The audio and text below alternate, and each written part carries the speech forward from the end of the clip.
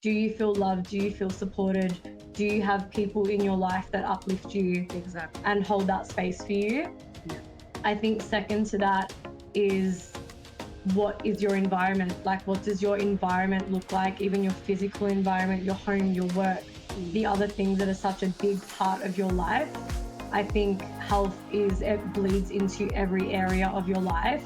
And this is why it's really sometimes frustrating when people don't sort of see that training and the gym and these other things, it's not just to benefit that one area of your life, it also bleeds into all the same areas. So I think for me, my definition of healthy means that all of these things are in a good place.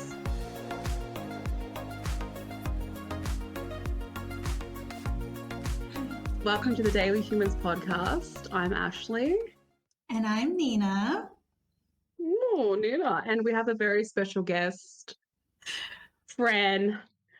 Fran is here.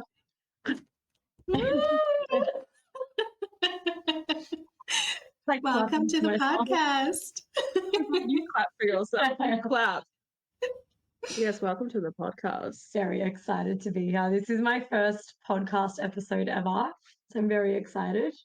Yes, she's a stranger I met on the street, and I asked if she wants to come and be a part of the podcast. Literally in your room. Yeah, in my room. We're so close already. We are. Yeah. We became besties right there, and I said, hey, do you want to come to my room? And she's like, yeah, sure, we'll do a podcast in the room. So yeah, you know what though, funnily enough, when I was getting ready, I was thinking about, remember that time we caught up and we spent like the day in the city? Yeah. I remember it like it was yesterday, and we were sitting outside, I think it was the State Library, and I swear to God we were talking about doing this one day. I don't think it was back when Nina wasn't on the podcast, so it was still like a solo thing. Only you were doing it. Yeah. And I swear we like spoke about one day doing this together years and years ago. I think we did. Yeah, I swear we did. I remember us sitting at the State Library and having a conversation because we were in Flagstaff Gardens. We spent the whole day. The sun was still out when we were in Flagstaff. Yeah. By the time we were in the State Library, it was nighttime. And I don't even remember what we did the whole day. I don't know how we were there for that long. I was wearing really crappy shoes. And I said, Fran, you're going to have to go to what was it, like a service station? Oh, yes. And get Band-Aids. Yeah. When we were at Flagstaff.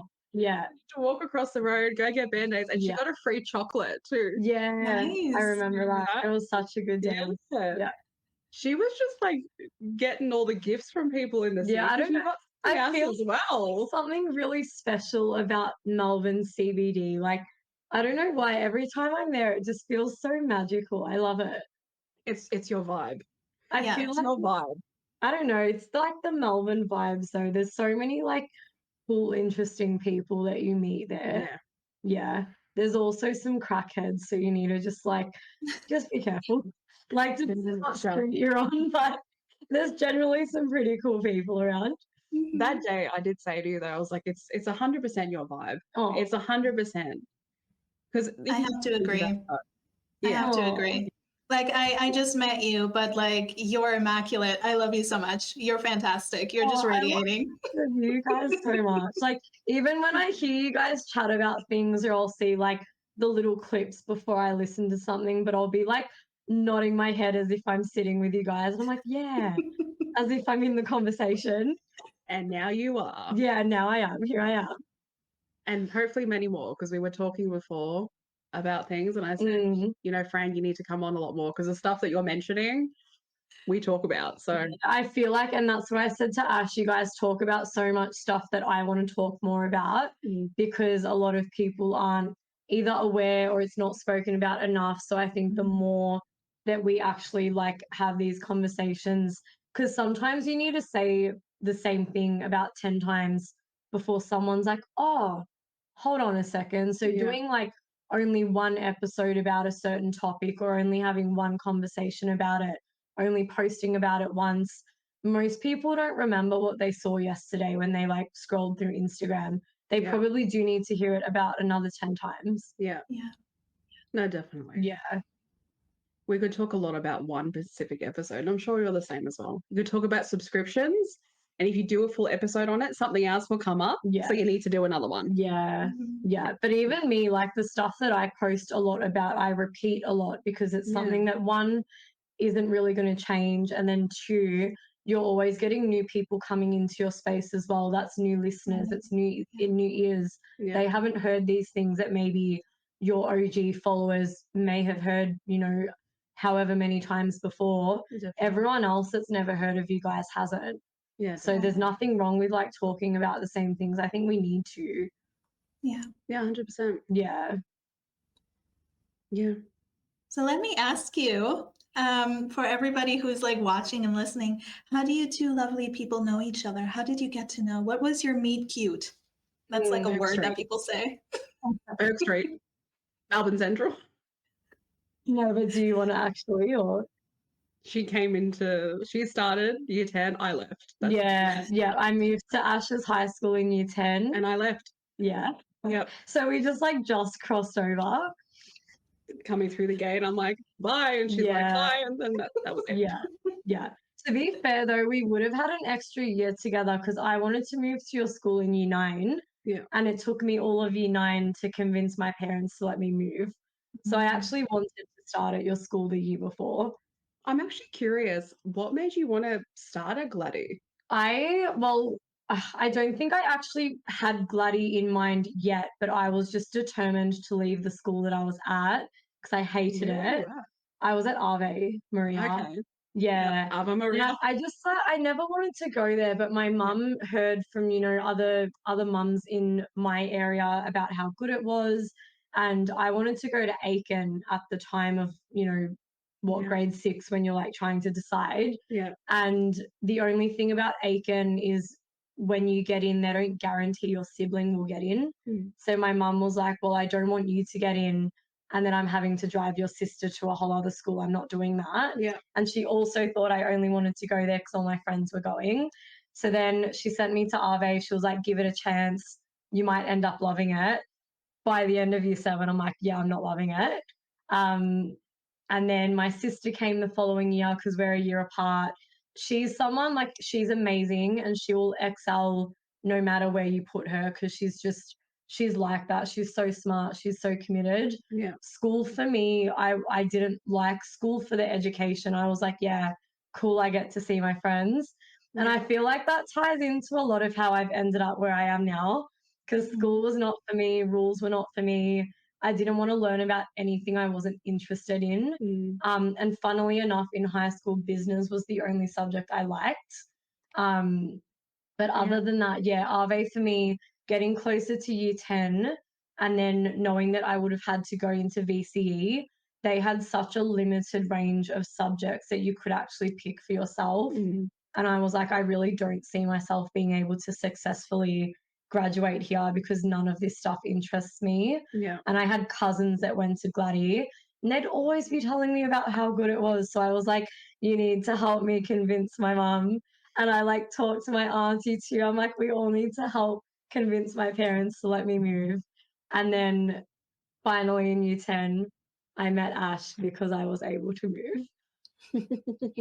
Yeah. Something funny to share. My parents were actually going to send us to Ave Maria. Oh, thank God they didn't. You would not have liked it at all. It was so close to. My father wanted it. And I'm so glad. Even Aiken was on the list as well. Yeah. In grade 6 to go to because other people had gone there, not just because, you know, they care about what they I feel like though at the time when we went for the school tour as well, I don't think Aiken was like completely finished yet.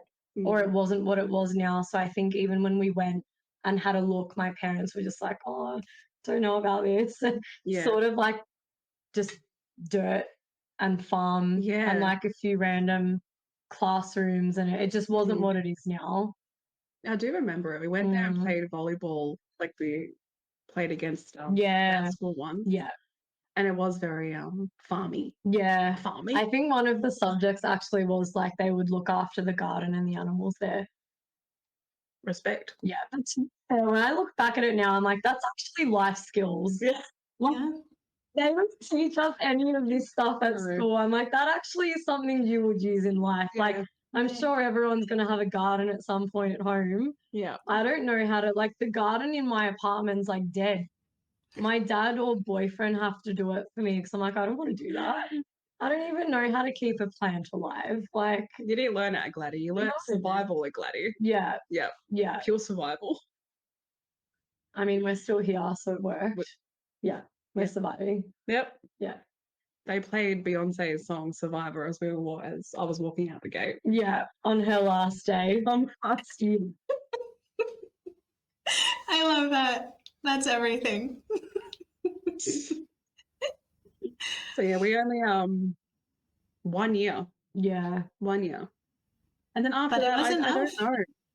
It was enough, apparently, since you two are friends. And I mean, Yeah. this has manifested, and it's such a beautiful thing. I love that story that you two talked about it before, about wanting to Yeah. do this, and now we're here all together. I love that. That's beautiful. Yeah. Manifestation as a Crazy. whole. Yeah. You know, it's funny too. I remember saying to you when we were sitting outside the state library, I remember saying to you, like, you can get brands that contact you and want you to promote their product. And I remember telling you, like, I don't want to do it if a product is not actually good. Yeah. Yeah. Yeah, we're having that full conversation on boundaries and stuff, Yeah. starting something like this. Well, that's actually happened with me. Like, I by no means have a massive following or anything like that, but I think brands still reach out to, like, Mhm. you know, micro influencers, which, like, I wouldn't even say that's what I do. Yeah. But yeah, they've reached out to me saying, you know, can we collab? You'll get this discount code for your followers, blah, blah, blah. And I'll look at the brand or like the product that they're selling, and I'm just like, no. Like, even this activewear brand reached out to me, and then when I actually looked at their products to see what I would actually be able to wear in the post that I would, you know, upload to promote, Yeah. and all of their bottoms were scrunch bum. They had nothing that was just like normal. And I was just like, I wouldn't even receive this for free. I would never wear this. No. I just respectfully said no, thank you, because Yeah. that's not for me. I'm sorry. And if anyone wears that stuff, it's fine. I just, like, personally don't like it. Yeah. So I'm not doing that. Just wonder if it gives like a wedgie the whole time that I you're just trying to imagine do it the feeling gym. quite uncomfortable. Like, if I'm already, like, doing a leg day, I don't want to feel like I've got something between my ass cheeks. Like, I couldn't think of anything more uncomfortable. I agree. Sorry. Like, And I'm sure it takes a lot of focus in those moments when you're lifting. So why would you want to be focused on yeah, that? like, Also, unpicking my leggings or my shorts throughout the hour I'm there. like there's something uncomfortable that's up my No, ass. I need to yeah, remove it. no, not for me. I understand the whole point of it though. I get why they made it, but maybe it's more for aesthetic than it is for gym wear. Yeah, I don't know how good they are performance-wise because I've never tried it, but I'll ask someone who has. I do have a question. How much is it an issue with like see-through workout clothes? Because like every time I try to find any type of leggings, it's impossible. Everything is see-through. Everything is I feel sheer. like as well, that's why it's so hard to get stuff that, because a lot of people look at, say, like Australians or Melbourne, you know, Melburnians, and they think we always just wear black all the time for everything. But to be fair, when you try and buy activewear that's not dark or dark colors, you can see like your underwear or whatever right through it anyway. So I'm like, why would I buy colored things that you can see through? Yeah. Right. And it's so bad with anything that is for a female, like any female product, bras, shorts, whatever it is, leggings. Everything I feel like is just see-through these days. Yeah. Oh gosh, yeah. Yeah. So I don't know. Yeah. You hold up Kmart pants, hold it up into the light. Oh, my ass would be like, display for everyone. Stuff that's like there are some brands that shorts or leggings they could be anywhere from like $80.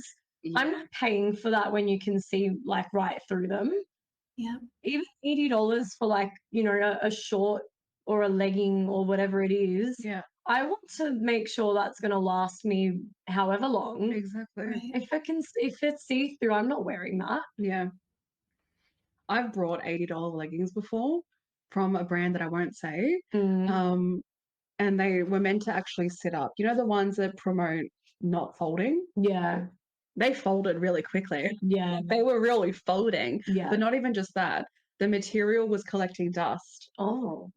Yeah. Yeah. So it was a bit like these leggings are like from a different planet at this point, because if it's not showing your ass, it's Yeah. collecting dust. Yeah. You can clean Particles, the gym. dirt. Yeah.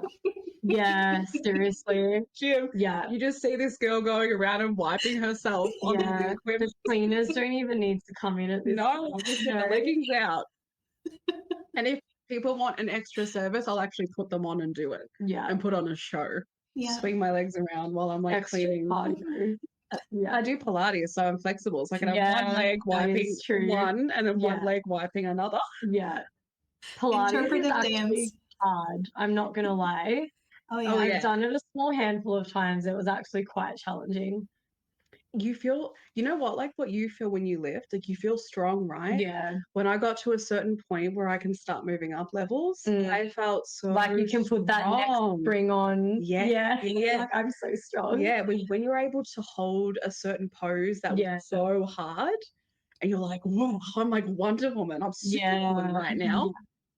It's so, what's the word? It's like a major transition. Yeah. Yeah. No, it's so good though. That's why, like, for me, the whole reason I got into, well, one of the reasons I got into coaching and one of the bigger things I focus on with everyone I work with is strength and confidence and building like physical strength as well, because that in turn builds, you know, your emotional strength, your resilience, other things. Yeah. But there's nothing better than when you achieve certain, you know, performance goals or you do things you never thought you could do. Yeah. No one can take that feeling away from you. Like that is one of the best things you will ever feel. And then it's sort of like when you do something that you never thought you could do, you start thinking, well, what are the other things that I didn't know I was capable of doing? Yeah. And it opens your mind to like knowing you're able to do so many other things.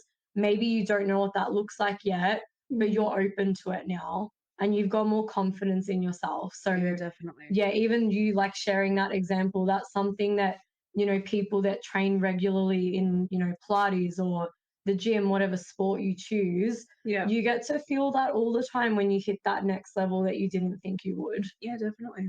Yeah.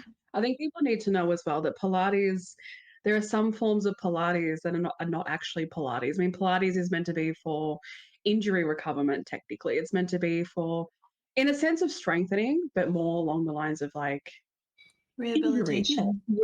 Yeah, rehabilitation, Yeah. that's right. Yeah. And I didn't actually know that until I hurt my back doing Pilates Yeah. even more. And I thought to myself, well, it's interesting because you have some that do hot Pilates and hot yoga, but it's actually not, it's kind of a gimmick in a Yeah. way. It's not actually what it's meant to be for. So just be aware if any of you do Pilates. Essentially, if you're, who said it? The osteo that I went to, she said to me that if your back hurts, then you're doing it wrong. It's not actually how it's meant to be done. Don't continue to do it. I think it's a big indicator, and just to be aware of how your body responds to it.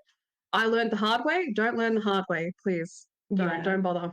Yeah. No, I think Pilates is so incredibly beneficial for things like rehab, strengthening smaller muscles that perhaps traditional strength training don't always end up targeting much, or mobility, core strength, stuff like that. But I think, and what you said as well about things being very like gimmicky, a lot of things now it's marketing. Oh yeah. And even this whole like toned Pilates girl era that has come about in, I don't know, maybe the last 6 months to a year, Pilates alone does not do that. And I think as well and this is one of the biggest problems with like social media in the health and fitness industry, a lot of context is missing and a lot of education is missing. So when you see someone that looks jacked or toned, so to speak, on their stories or on TikTok saying that I achieved this physique by doing Pilates 3 times a week, and then they give you no other context of anything else that they do, that's not how they achieved that. But then everyone else not understanding what a toned physique is, what that looks like or how it's achieved, will watch that and be like, oh, that's what I need to do. I'm going to go sign up and do Pilates 3 times a week and only do that. And then 6 months later think, why do I not look like that? Yeah. Why have I not achieved that? Why is this not working for me? Yeah. Yeah. 100%. And everybody's body is different as well with how you gain muscle and lose fat tissue. So it's completely different and very much needs to be based on your lifestyle choices and just on who you are and what kind of life you live as well. And body type you have as well. Yeah. Yeah, definitely. It just reminds me of juice cleansers and detox supplements. Yeah. It kind of reminds me of trying to come up with new ways of fitness, and it relates to early 2000s shit. Yeah, like Herbalife and all these other like what are they called? MLMs? I think so. Yeah. I think so, yeah. It's all just like a marketing scheme. The protein powders that help you lose 10 kilos. Or like the meal replacement shakes and all this stuff. Like that's why I could imagine how confusing it would be for everyone not in the industry, but in that space on socials, like consuming all this stuff. Because when we watch it, knowing the education behind everything and the process that's needed to achieve like X goal, when you see people talking about all these other things, it's like the magic thing that you've been missing, or this is the thing that you haven't tried that will actually get you there. I know that that's not true. And then I'm like reading all the comments. I'm seeing the platform this person has, the views that that video has gotten. And I just think I wish this stuff was policed more, because obviously these people know when they're putting this out there, they know that that is not true or it doesn't work. And they're preying on the people that aren't aware of that. And they're in a vulnerable position because it's like, it's marketing. I'm targeting your pain point and I'm offering you the solution to the problem that you have. But it's not the solution to your problem. But you don't know that. So you're going to pay for it. Yeah. Well, let's take a moment back to when it all began for you, because you are a coach, you are an entrepreneur, and you're fantastic. As I've already mentioned, I love you so much already. Everything you've mentioned is just fantastic. But what made you kind of start your health and fitness journey? What made you realize for the first time this has to change or something needs to shift here? Yeah, I'll be so frank. I used to feel like absolute shit all the time. Like I never looked after myself. I was by no means a fit or healthy person. I had a binge eating problem. And I know exactly where it came from. I think a lot of people, it will depend why you've got this issue. For me, I didn't have a good relationship with food. I honestly didn't eat much. Back then, I was working in hospitality. I was studying. My schedule was all over the place.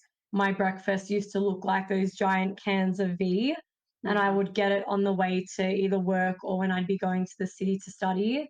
And then I'd get either like a chocolate, a bag of pods. That would be my breakfast. That would keep me going till like maybe late in the afternoon. I'd be lucky to have a proper lunch, and then I was still living at home back then because I would have been late teens, early 20s. So my first probably proper meal of the day would be whatever mum made. I'm Italian, grew up in an Italian household, so that meal was most likely carbs and fats. Lucky if it was protein a few times a week.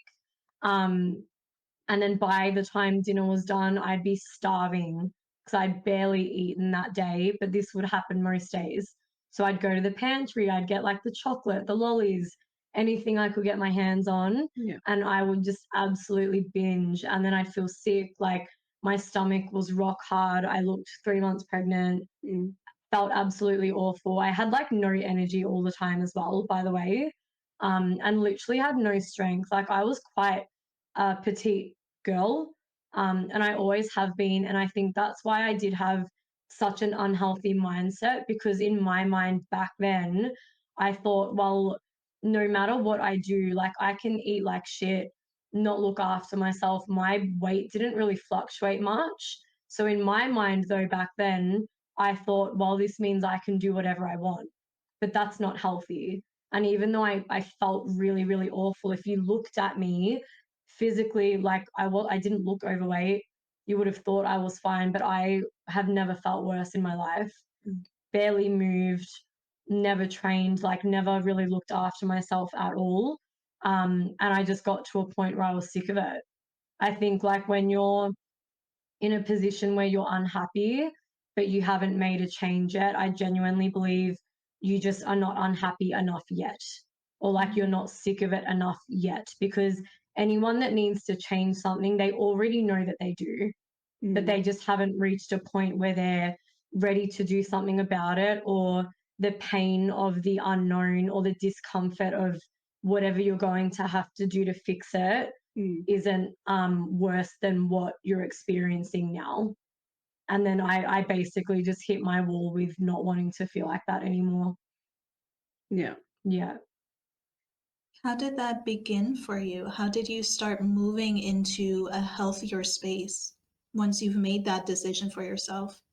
Yeah, it was actually a little bit of a process, because I'd say the way that it started actually was not very healthy, but I only know that looking back at it now. So at that point, I was at one of the lowest points of my life, had the worst breakup of my life, hated my job. I think where were we? It would have been maybe that we were in and out of the lockdowns for that first year. I think this would have been the following year. And a friend of mine was like, I want to do this 8-week challenge. Will you do it with me? I've done it before. It's really, really good. And I was like, sure, like, why not? Let's do it. I was so open for anything.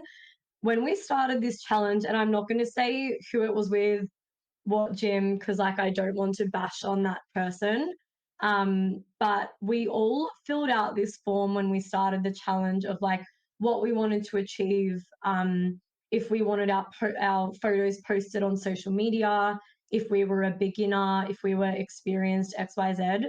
Filled out this form only to sort of notice later on that that coach just still gave us all the exact same thing.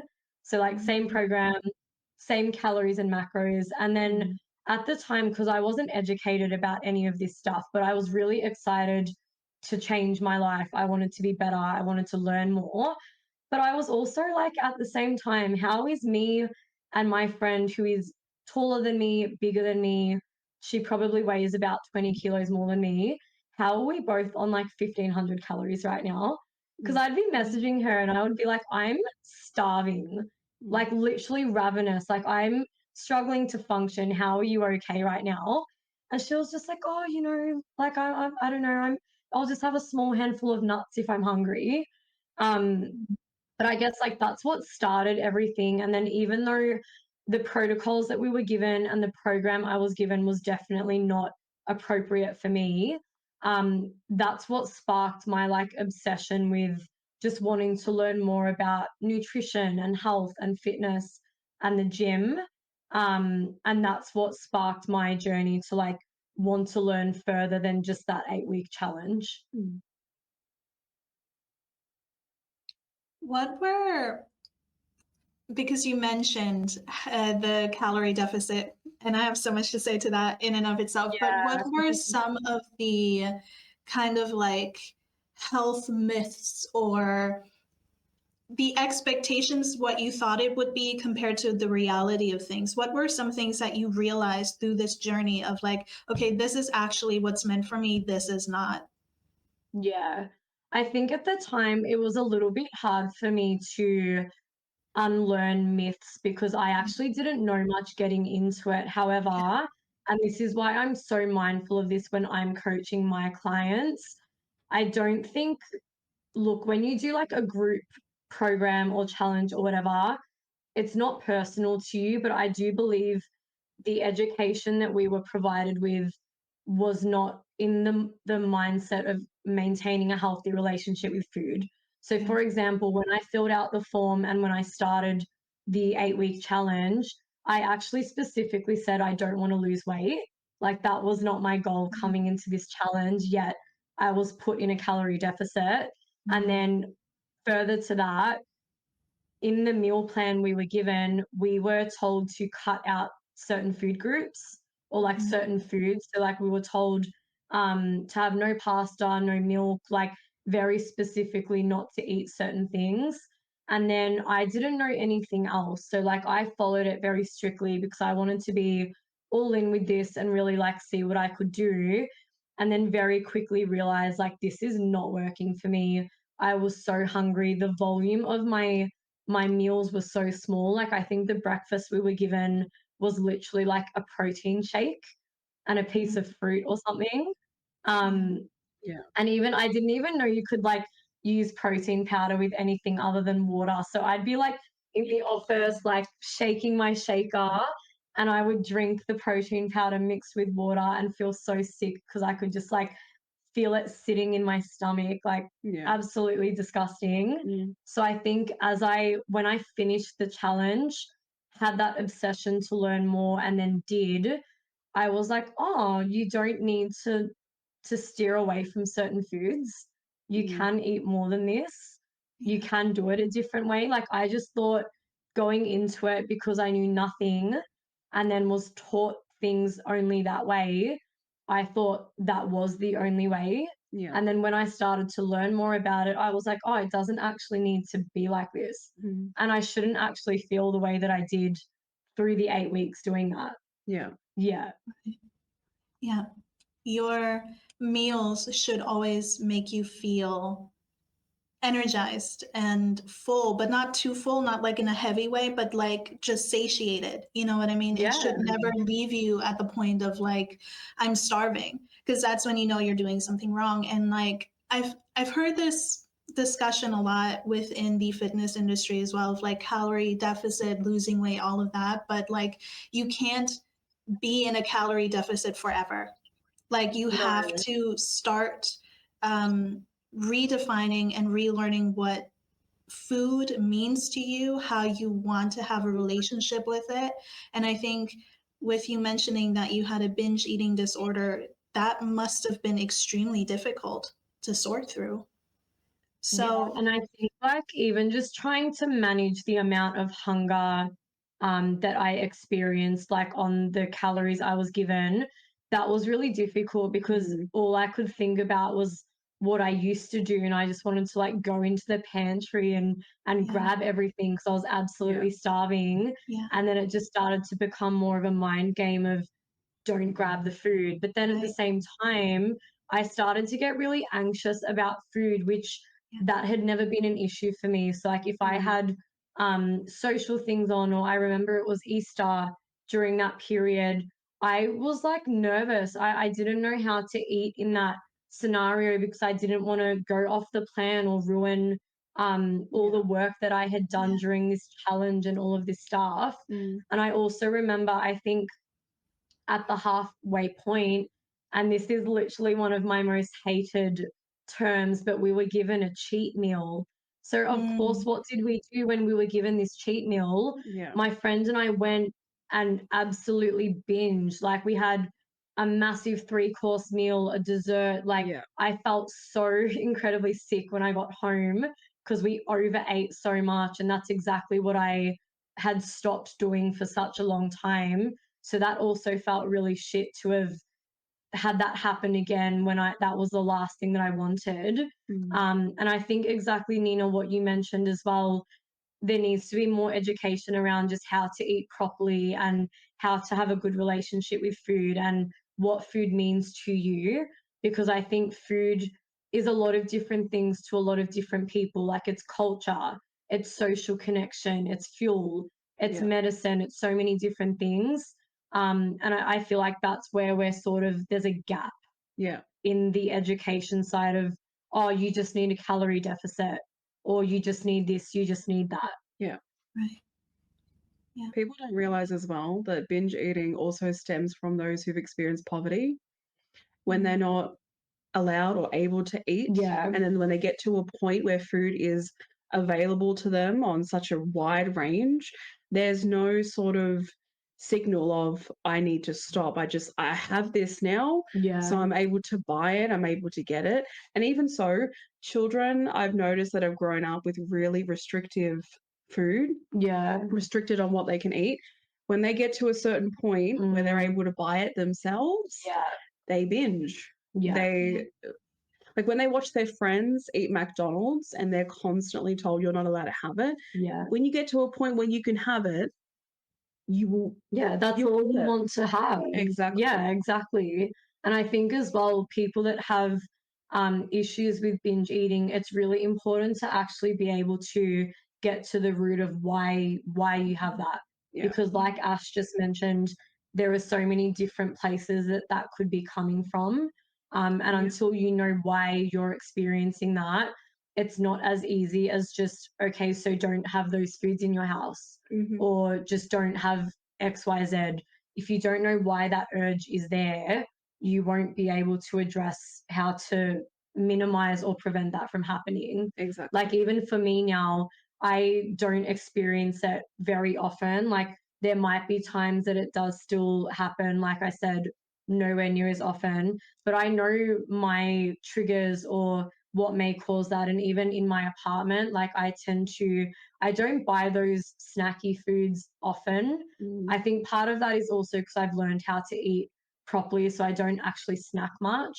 But I'm really mindful of, I can still keep them in my house, but like I keep them in the top shelf somewhere that's not very easily accessible, because even for me, just adding that layer of having to climb onto the bench, open the top shelf and reach for that, it's not very easily accessible. So I'm like, if I get an urge to like want to have the whole block of chocolate, first thing I'm like, do I actually want it or am I just hungry? Like, have I actually not eaten properly today? Because there'll be so many times I'll be like, maybe driving home from work, I might have a massive block of sessions in the morning and maybe I haven't actually had my first meal yet. I am starving. I'm like, oh my God, I want chocolate. And then I'll stop and I'll think, I don't actually want chocolate. I want to eat because I'm hungry. But then I'm like, if I still want chocolate after I eat, I'll have it. But then 99% of the time, once I've actually had my meal and I've sat with it for a moment, I'm like, oh, I didn't actually want the chocolate. Yeah. But if I did, I would still like most definitely allow myself to eat that. Because again, it's really important to maintain that healthy relationship with food. It's not a bad food, but it's not what I needed in that moment. Yeah. Yeah. Yeah. I brought up the binge eating as well because I think people in the health industry, the fitness industry, they have, not everyone obviously, but they have a very narrow perception on certain things to do with food. Yeah. Like binge eating, people think, oh, you just eat a lot and you're just lazy, and You need more discipline, you need more willpower. Yeah. It's such a narrow view from what is truly the reason why people get to these points. I was diagnosed with a binge eating disorder as well, but the reasons for me was because food was my emotional comfort. You know, when you don't have any other support systems or when you're dealing with complex mental health issues, food was my comfort. It was all I had. And that is also the same for a lot of other people. And telling them that they're lazy, telling them just to not buy chocolate or not to buy lollies, you're asking for them to move past so much emotional turmoil. You're asking for what? You're not asking for the generalized health of themselves. You're asking for something that is beyond them basically. I think people really need a wider perception on what this actually is. It's not just one thing, it's multiple things. Yeah. Like Fran was saying, like I'm saying, like we've both been diagnosed with the same thing, but it's two different stories within that. And that's the same with any other clients that you come past. Binge eating is not just one thing, it's many things. Just have to add that in there. Yeah, and there's definitely like different layers to those sorts of issues as well. And that's why I think coaching is really important in the sense of being really intentional about who you choose to work with.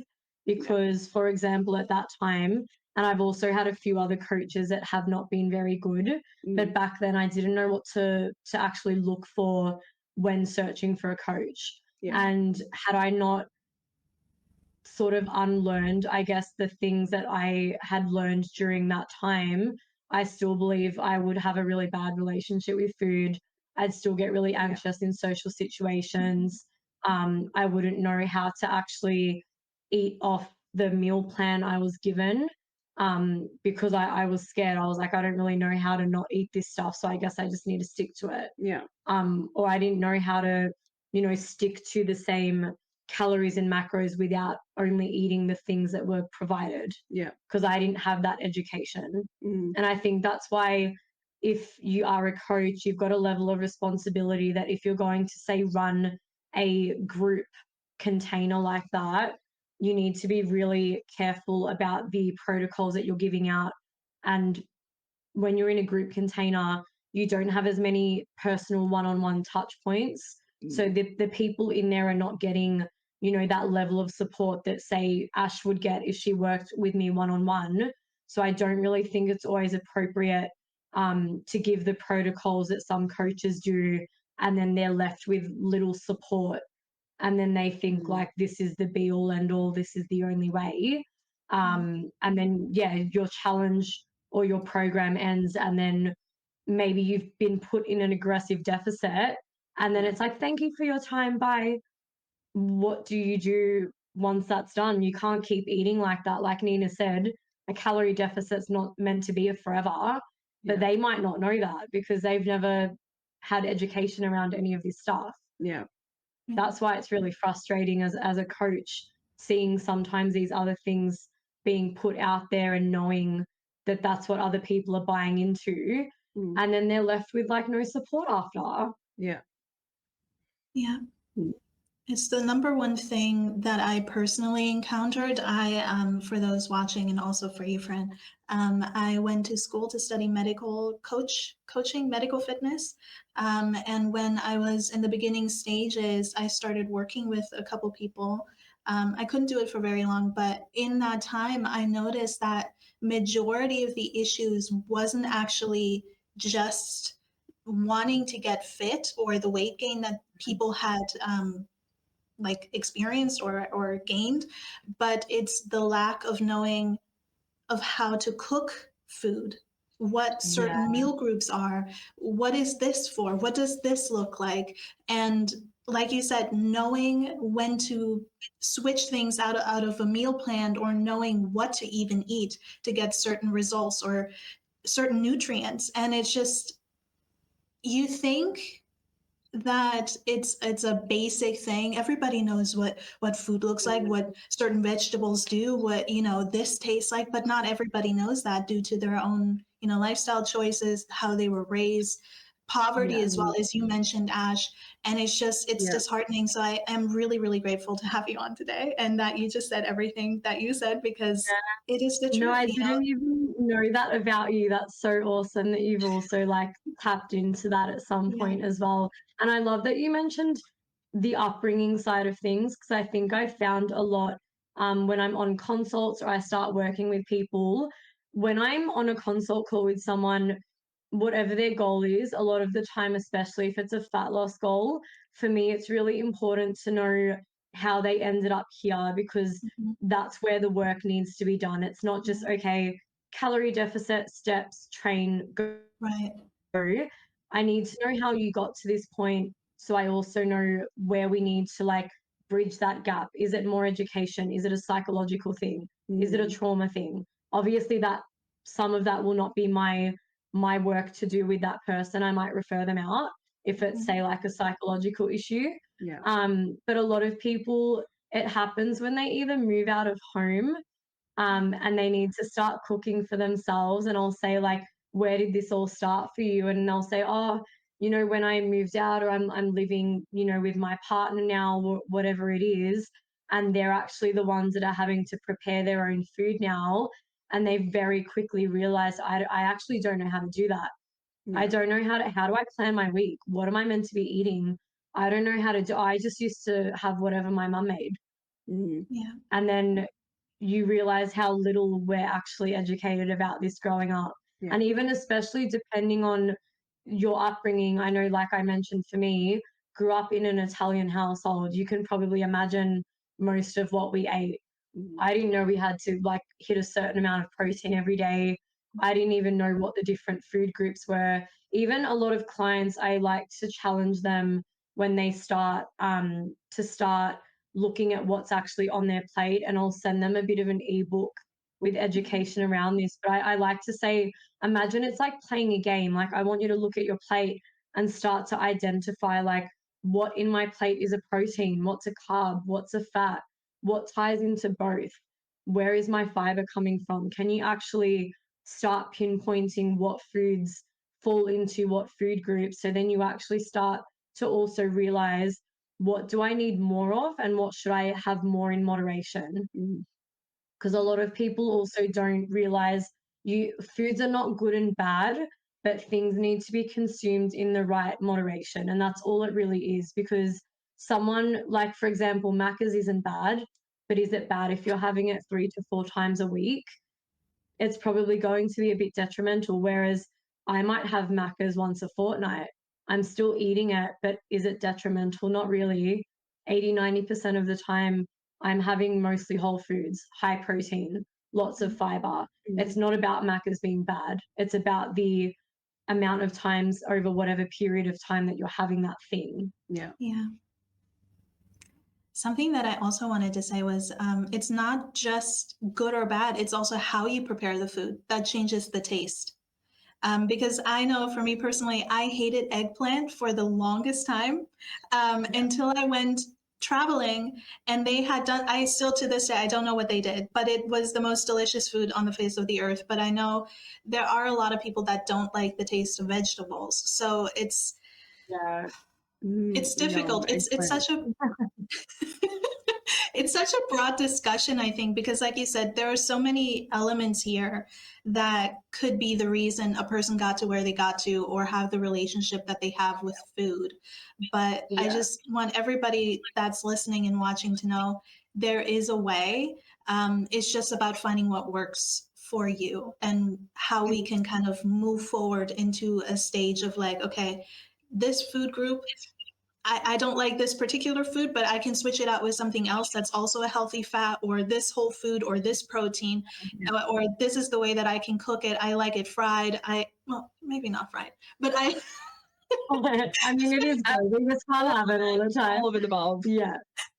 You know what? I think your environment and who you're around plays a really big role in this as well. And something I experienced this really hard when I started changing things, but a lot of my clients experience this as well. When you're so used to doing things a certain way for a really long time, but everyone around you is also so used to a certain version of you, when you start making changes, you'll be faced with so much resistance or projection from other people. Like, for example, I really struggled both at home and at work when I started to change my eating habits because, to be quite frank, I used to be that asshole that would be like, don't worry about the calories. You don't have to track your food. Eat the donuts, skip your workout, because I didn't value those things at the time when I used to be the person that said it. So then when I started to change and become the person that did want to be more mindful of my eating, did want to change my habits, was very rigid with my routine, everyone around me was not used to me doing those things. So, for example, at work, my boss used to always bring in like croissants and donuts, and we'd have a snack drawer, and there'd be like all of these things out all the time. And then my mum, I love her so much. One of her love languages is like giving. So she always likes to, if she's at the shop, she'll like see a dessert that she thinks we'll really love, or a donut or a sweet, and she'll bring those things home for us. And then I had to start having conversations with everyone around me saying, I really appreciate it, but I need you to actually stop buying these things for me, because I want to be the person to decide that I want it and then I'll go buy it. But when you're constantly buying them and leaving them in front of me and telling me to have it, one, I feel really guilty for not having it because then I know it's going to go in the bin. But two, it's sort of it's making it hard for me to implement the changes that I want, because it's not about, again, that food being bad, but I'm not the one that's decided that I want to eat it. You're just putting it in front of me and saying have it when I'm not the one that wants it right now. Right. And I had to actually have that conversation a lot for it to stick between work and home, because I found that it just wasn't a quick, yeah, that's fine, we'll do that, it's accepted, which I also understand, because when you've seen me be the way that I've been my whole life, and now I'm saying, no, I don't want that anymore, can you stop? That's going to be a little bit of a shock, and it's going to be like met with a bit of resistance, because it's like, oh, but I'm doing it because I love you, or oh, but you always have a croissant when I bring it, you know, to work in the morning with the coffees and all of this other stuff. And it's like, I get that, but I don't want to be like that anymore, and I'm trying to implement healthier habits, and it's just really not helping when you do that. And especially, I find this happens a lot when, say, someone is in a relationship and they might be working with me and their partner is not someone that goes to the gym, or they're not someone that maybe has the healthiest eating habits, because my client and their partner obviously share meals together. They live together. They're in a very close proximity. It's going to be really hard to live a very different lifestyle to someone that you share most of your life with. And this is when that starts to become really difficult. Yeah. I've seen a lot of relationships fall apart because of this very reason.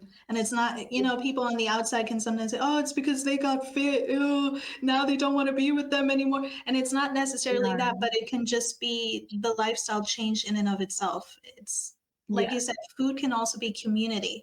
And once habits change and behavior changes and food changes, that community starts to shift as well. If that person is less open to helping you or being a part of that journey with you. It's interesting.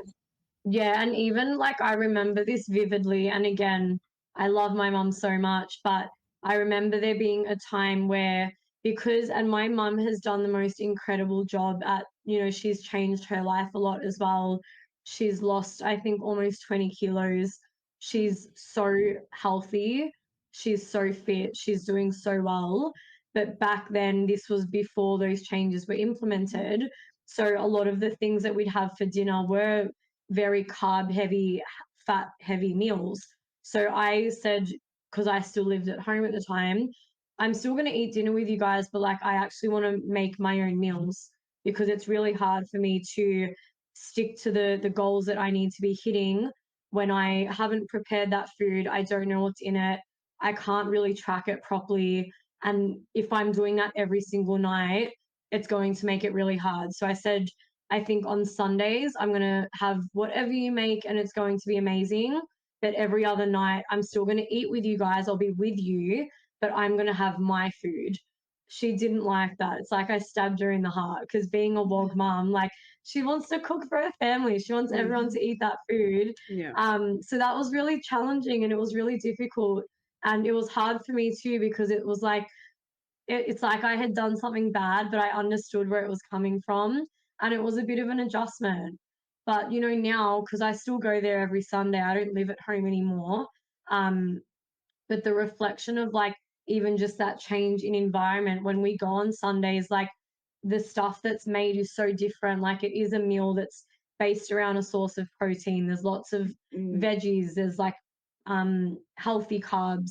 Not that there's unhealthy carbs. I mean, more like whole food carbs, so to speak. Complex carbs. Sorry, that's the right word.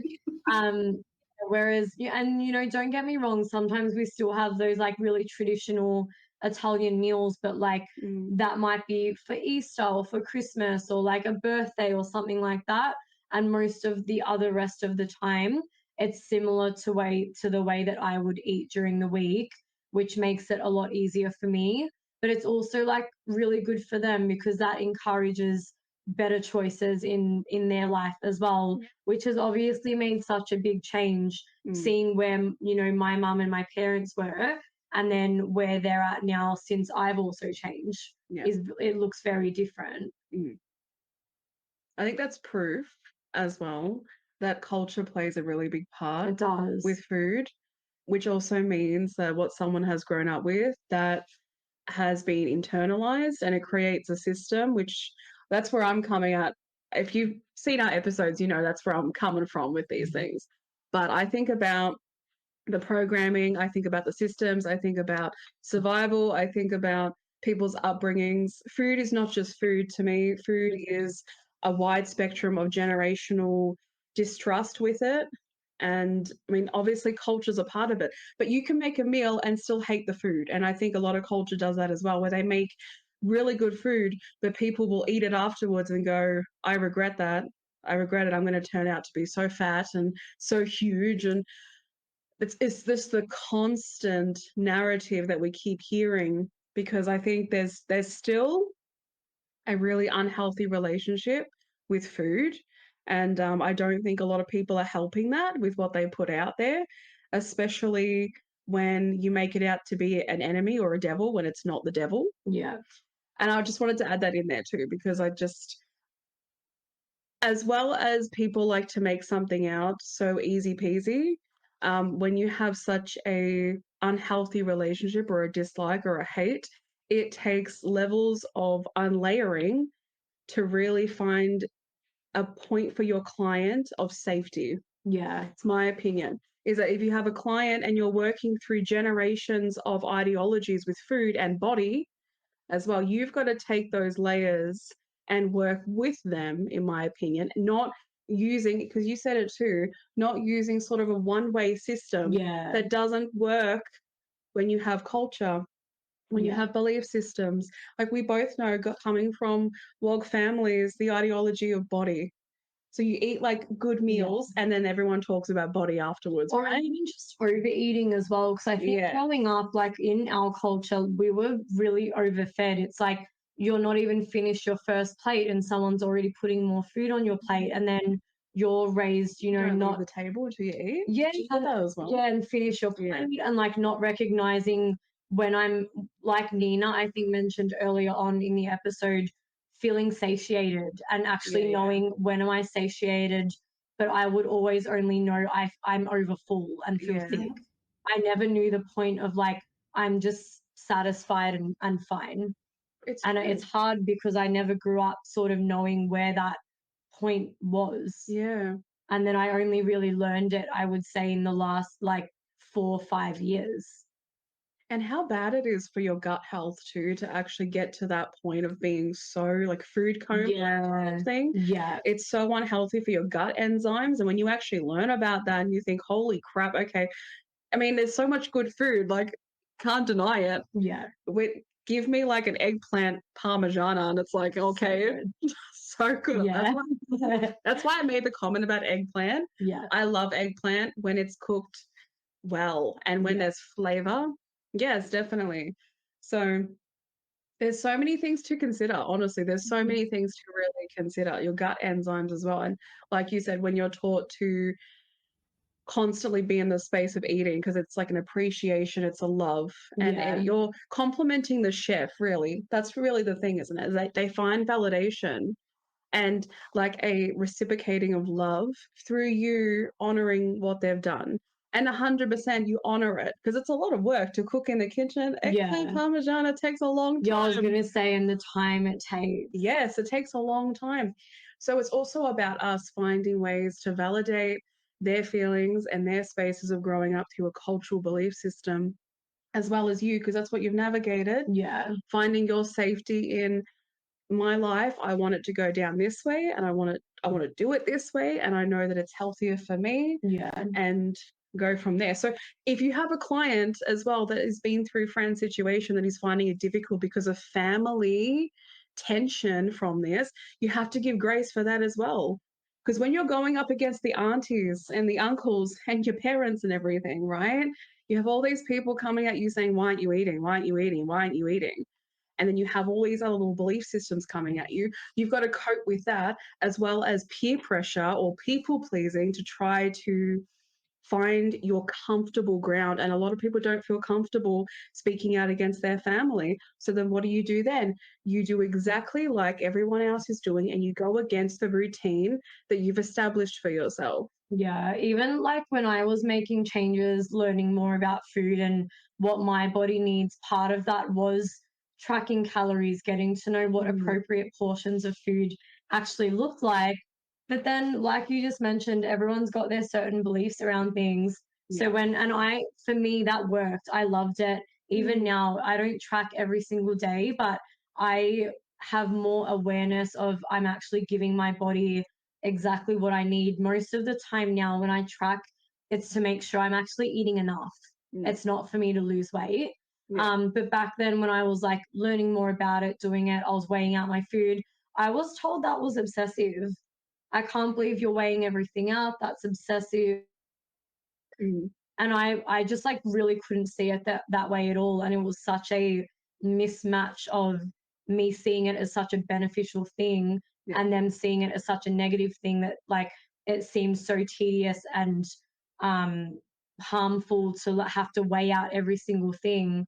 But in my mind, I'm like, how is it negative to know exactly what I'm putting in my body and knowing I'm actually getting enough of what I need? This is great. Yeah. I think the extremes, if you think about like the history of talking about diets and health and stuff, if you think about it, I think on one side of the spectrum, you had the extremes, like almond mums, as they call it. Yeah. Right. And then people hear calorie tracking. Because I know when I first heard calorie tracking, I was like, this sounds suppressive. Yeah. And restrictive. Yeah. Back then, when I was dieting per se, it was. I used to eat a tuna sandwich and that's it for the day sometimes. Yeah. You know, and tuna, you felt like you were having fish. So, hey, that's great. That's good enough, right? Not knowing that tuna and the liquid it's in general, it's not that great. Didn't know that though. But you're taught these extremities of how to not eat a lot and be in a place of a calorie deficit and to constantly be tracking. And then people hear that and they think of the extremities of almond mums. They think of what it was like in the early 2000s. You know this probably is. Yeah. The early 2000s was the worst for a lot of people. Luckily, we were still young, but our parents' generation and that, like the things I've heard from their own ideologies of what they were taught, to go from that extreme to hear, oh, I have to watch everything I eat. People are like in survivor mode almost over that. Yeah. Just like another perspective is I think people get into survivor mode hearing about I have to track. I have to constantly monitor and it feels like a job. Yeah. So that's where, again, I'm adding like my little psychology thing into this, is to allow people to hold space that it's not a survival mode. It's not about you having to do this job and it's so difficult. If it works for you, like you said, if it works for you and it's actually a flow within your own routine, it's nothing to do with almond mums. It's nothing to do with the really obsessive hyper awareness that people still kind of do have.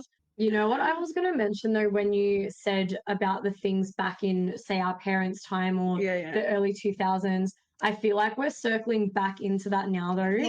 Oh, I don't have TikTok, but I'm still seeing it on Instagram, this whole like skinny talk thing that has arisen, and it's so frustrating. So I feel like even perhaps last year or the previous years, we moved into this time of celebrating strength and all of these other things, more so for women. And it's really disappointing to see us cycling back into this obsession to be like your skinniest, thinnest self. Yeah. And I just feel like we keep constantly cycling back in and out between these two. Definitely. When your health, it's not a trend. It's not a doing what's current and what everyone else is doing right now. And I think that's why it's social media is so frustrating. Yeah. I love that you brought that up. Yeah. I love that you brought that up. Honestly, it boils my blood almost every day when I jump on and see these things. And especially imagining for us, because I'm assuming, are you the same age as us, Nina? I'm 28, turning 29. Yeah. So yeah. Yeah. So you're 29 in my eyes. You're already there. Almost. Like I think about when we were younger in our early teens and how different things were for us. Yeah. And we didn't have a lot of this stuff yet. We probably still struggle with, body image stuff, insecurity stuff. I could not imagine back then having everything extra that generation has now added on top of that. So I can only imagine for everyone in that bracket or that age group, that generation, having to navigate so much and then constantly like having these narratives like spoken to them on a daily basis through what they consume online. Yeah. It's a loop. Yeah. It's like with clothing, how clothing from the 80s and the early 90s is coming back. Well, guess what? People like to recycle old shit. that has everything to do with aesthetics and look and not actually health. Yeah. That's what I've noticed the most, is the aesthetic of it. Because realistically, in a world with over 8 billion people, you think a body is going to look like this one type, which is what that one type, like on Baywatch, they go by, Pamela Anderson's body, and they go by Angelina Jolie's. You're putting their body on the body of over 8 billion people. I think delusion was always in, and it's still looping through, because that is, to me, serious. It's pretty damn serious to think that everyone has to look within sort of this aesthetically pleasing, that honestly, even Angelina Jolie and Pamela Anderson have spoken out about it themselves, that it's an illusion, truly. It's like survival, honestly. I think it's like a part of survival, that people do this because they can't find a way out. So you keep looping through the old shit to try to make sense of, am I safe in this world in the body that I'm in? And can I be healthy without looping through the old shit? Yeah, you can be. Yeah, you can be. And Fran is a great example of that, as well as Nina. And I'll put myself in there too. Advocation 101. Yeah. I do have a question I want to ask you both. What is your definition now of healthy? And how would you say your relationship to your body has evolved since you began your journey?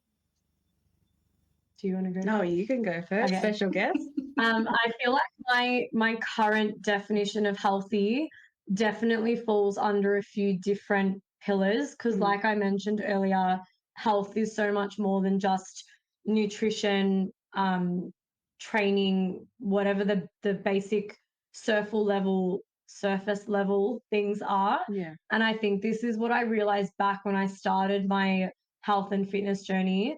I didn't realize how much of my actual life was really unhealthy beyond just the things that I initially changed. So, for example, I think health is one, obviously, those surface level things like your nutrition, your body, like your physical health.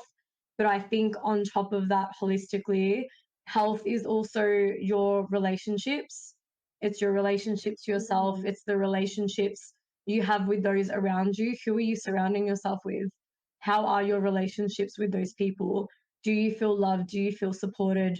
Do you have people in your life that uplift you Exactly. and hold that space for you? Yeah.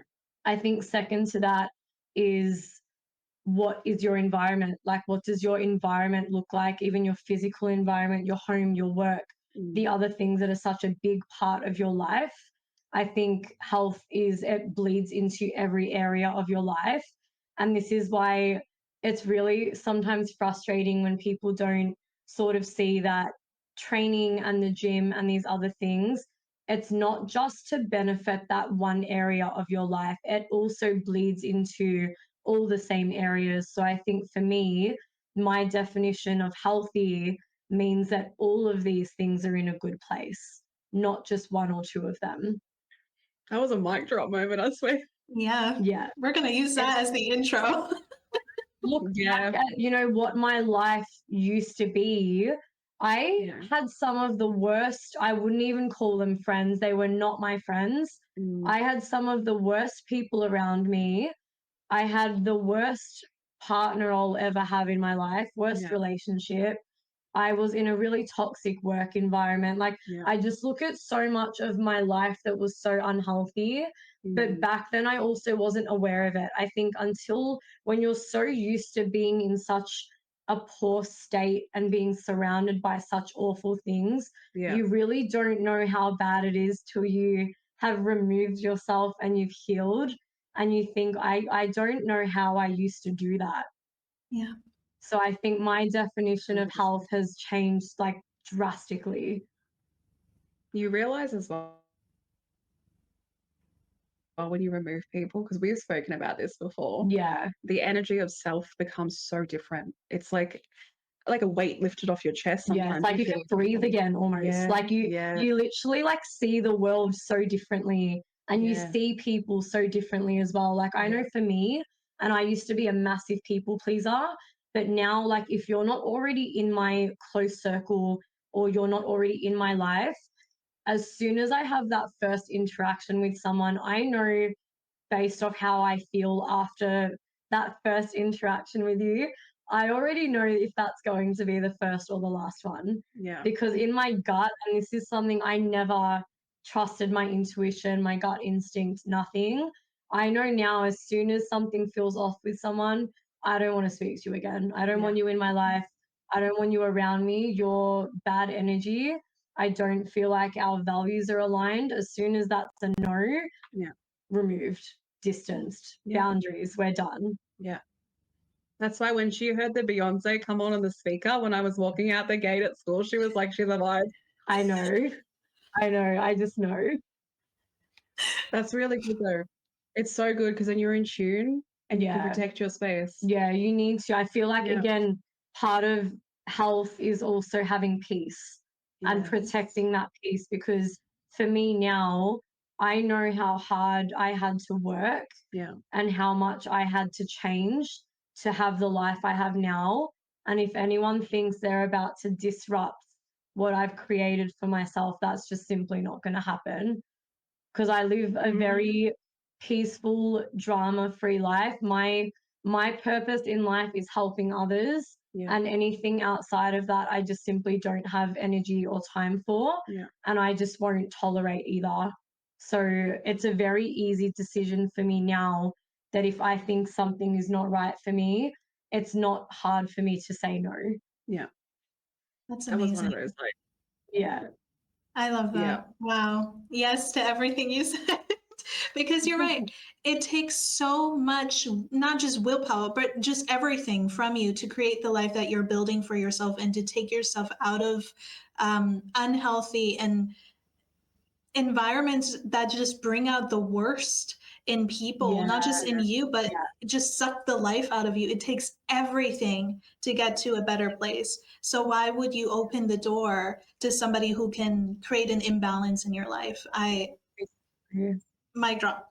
Love that. We've spoken about it so many times on this podcast. Yeah. What it is to be in spaces where depletion is just constantly there. Yeah. There's no motivation for things. It's always just kind of like stagnation. Yeah. When you break free from that, you feel like healthy version on every level. Yeah. And it's insane when you experience it, but there's just, it's a big thing. Yeah. Yeah.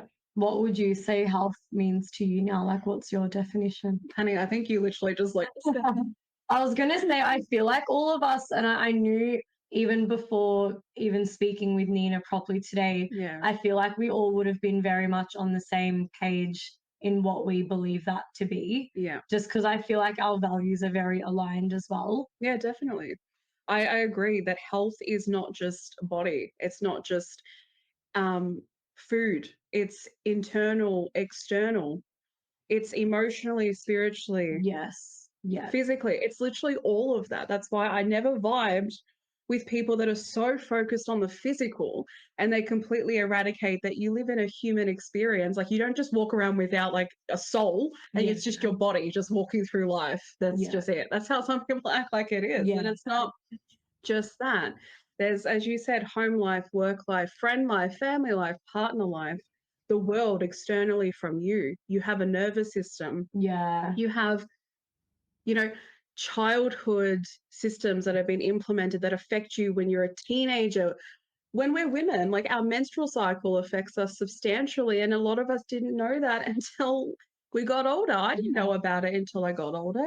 Are you the same? Yeah, no, honestly, even I feel like the education, we could literally do a whole other episode on this, but I feel like seriously, the education that we got around, the reproductive system or just even our own menstrual cycle, our own reproductive system was so undershot at school. Oh God, yeah. Like the only thing I remember, and it was so interesting because I went to a Catholic private only girls school from year 7 to 9.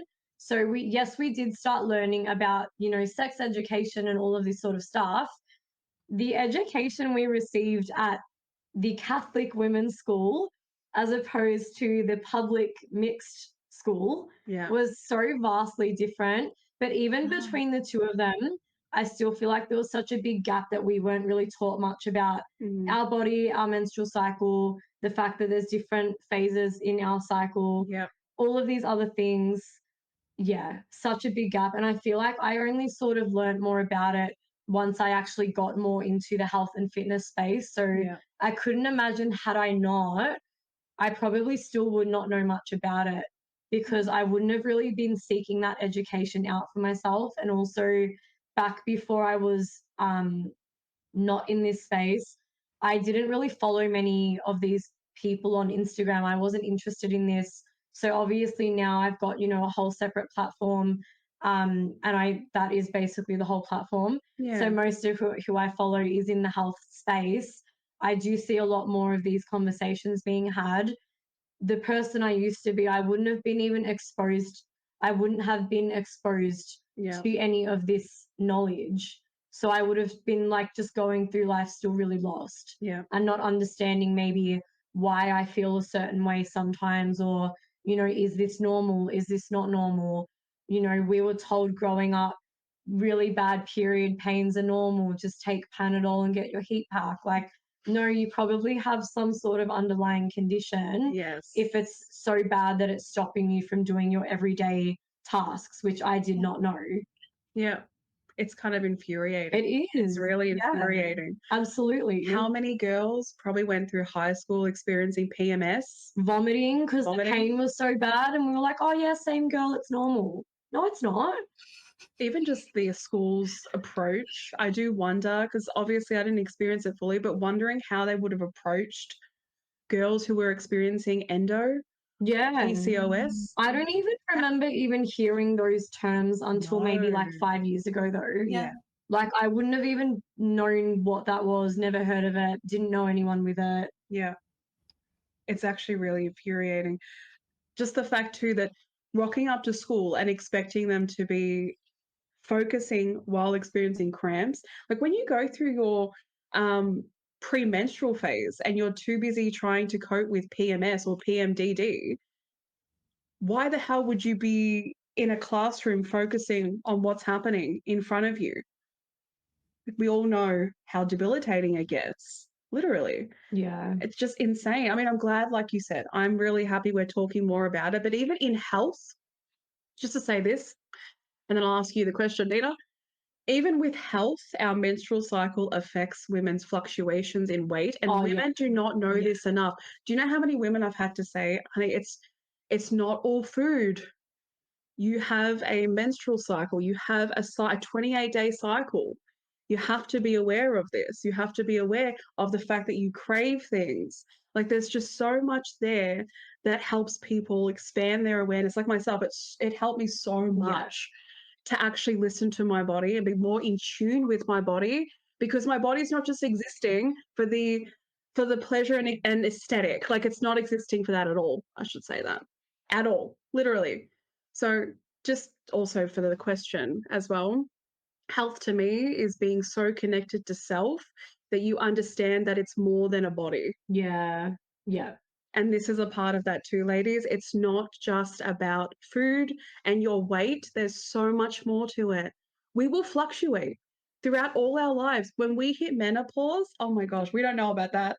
We don't know enough about that either. Yeah. Menopause. I only learned, I think it was 2 years ago. So I started off in a group fitness gym before I moved into like the one-on-one space in the commercial gym. And a lot of the women at the group fitness gym, a large portion of them were mums, or they were moving into a perimenopausal stage, or they were going through menopause. Yeah. I didn't realize how long that process is. I thought it was like 6 months and it's complete. Yeah. And they were like, oh, honey, no, it goes for years. And I can't believe I didn't know that. I didn't know it. I had no idea. Geordie was the one that said it, and I heard it from her, and I was like, what?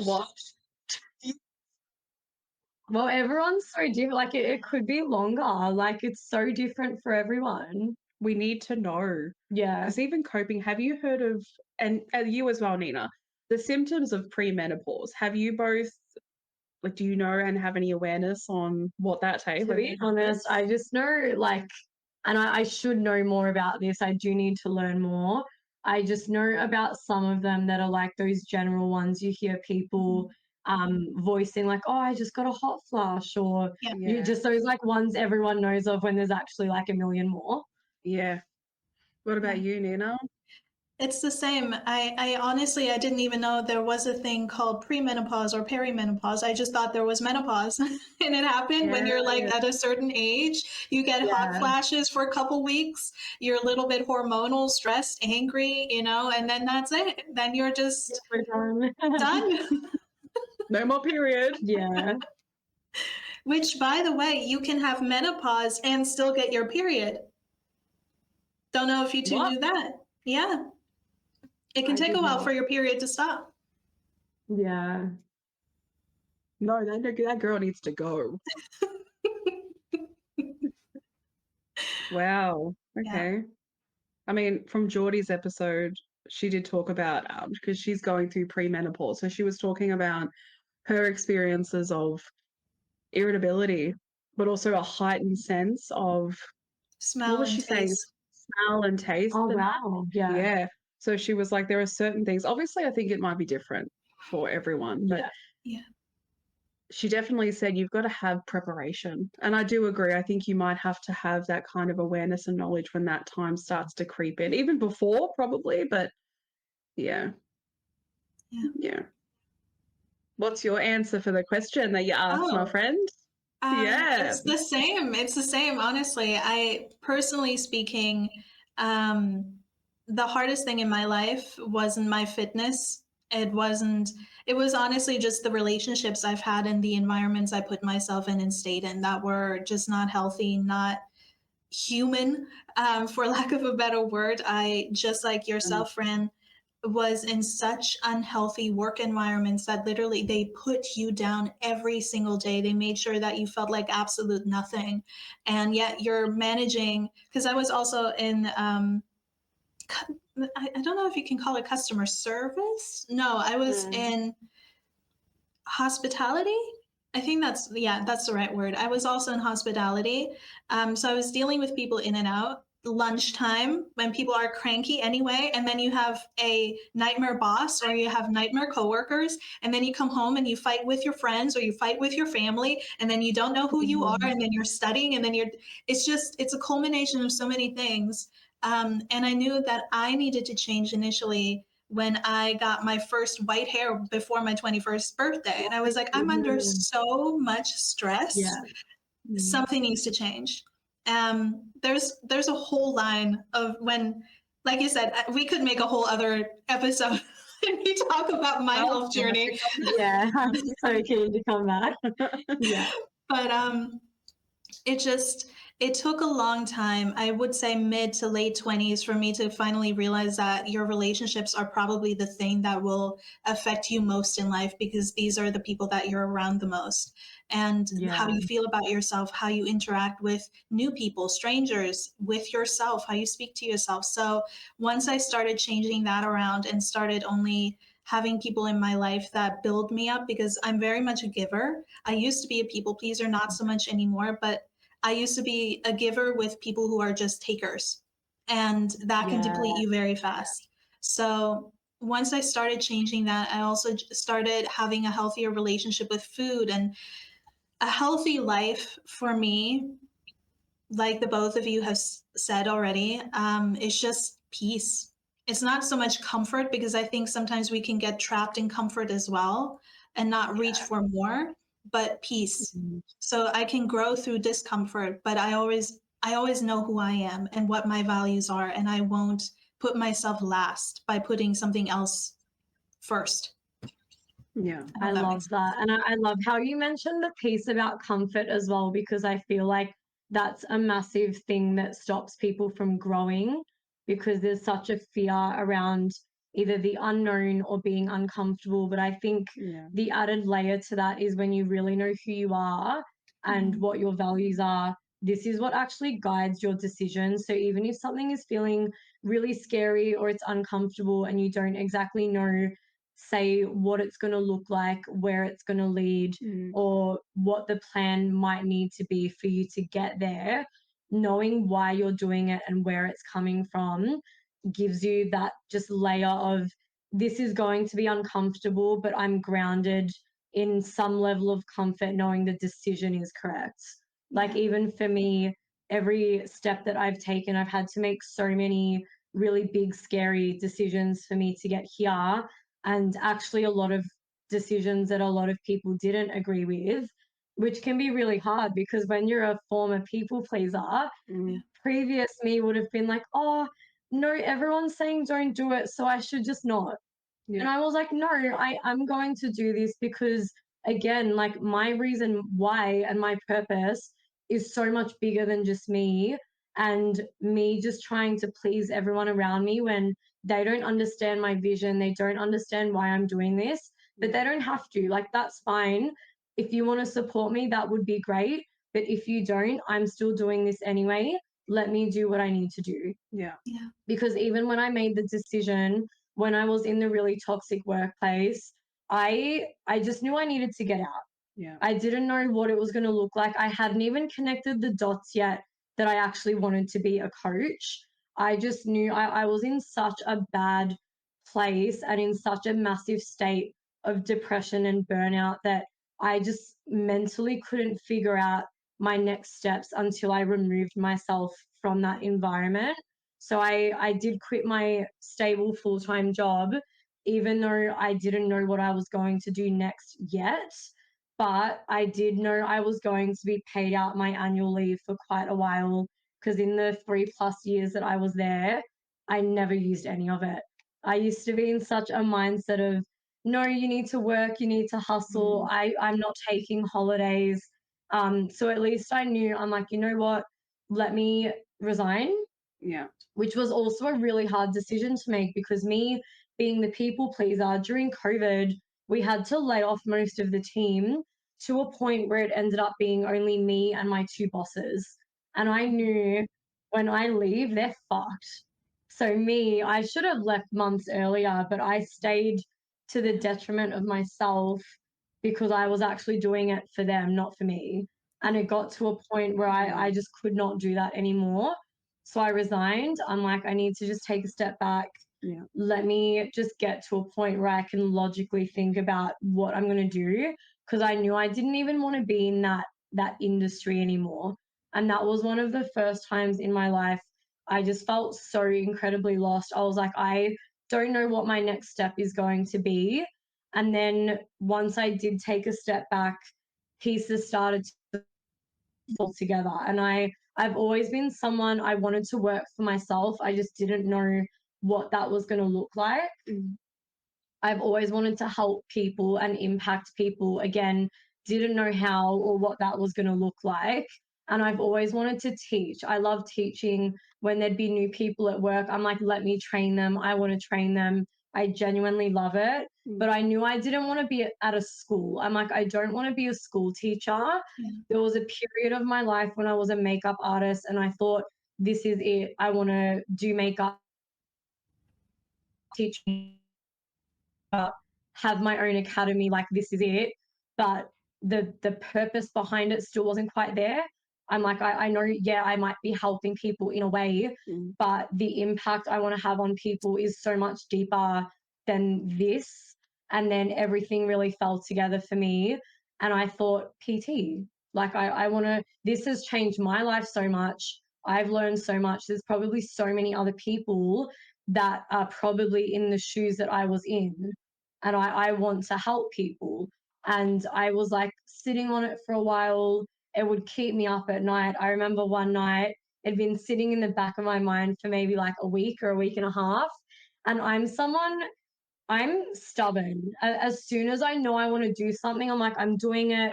There's no changing my mind. Me not being the people pleaser anymore. As soon as I've decided I want to do something, I don't really tend to tell anyone about it till I've already done it.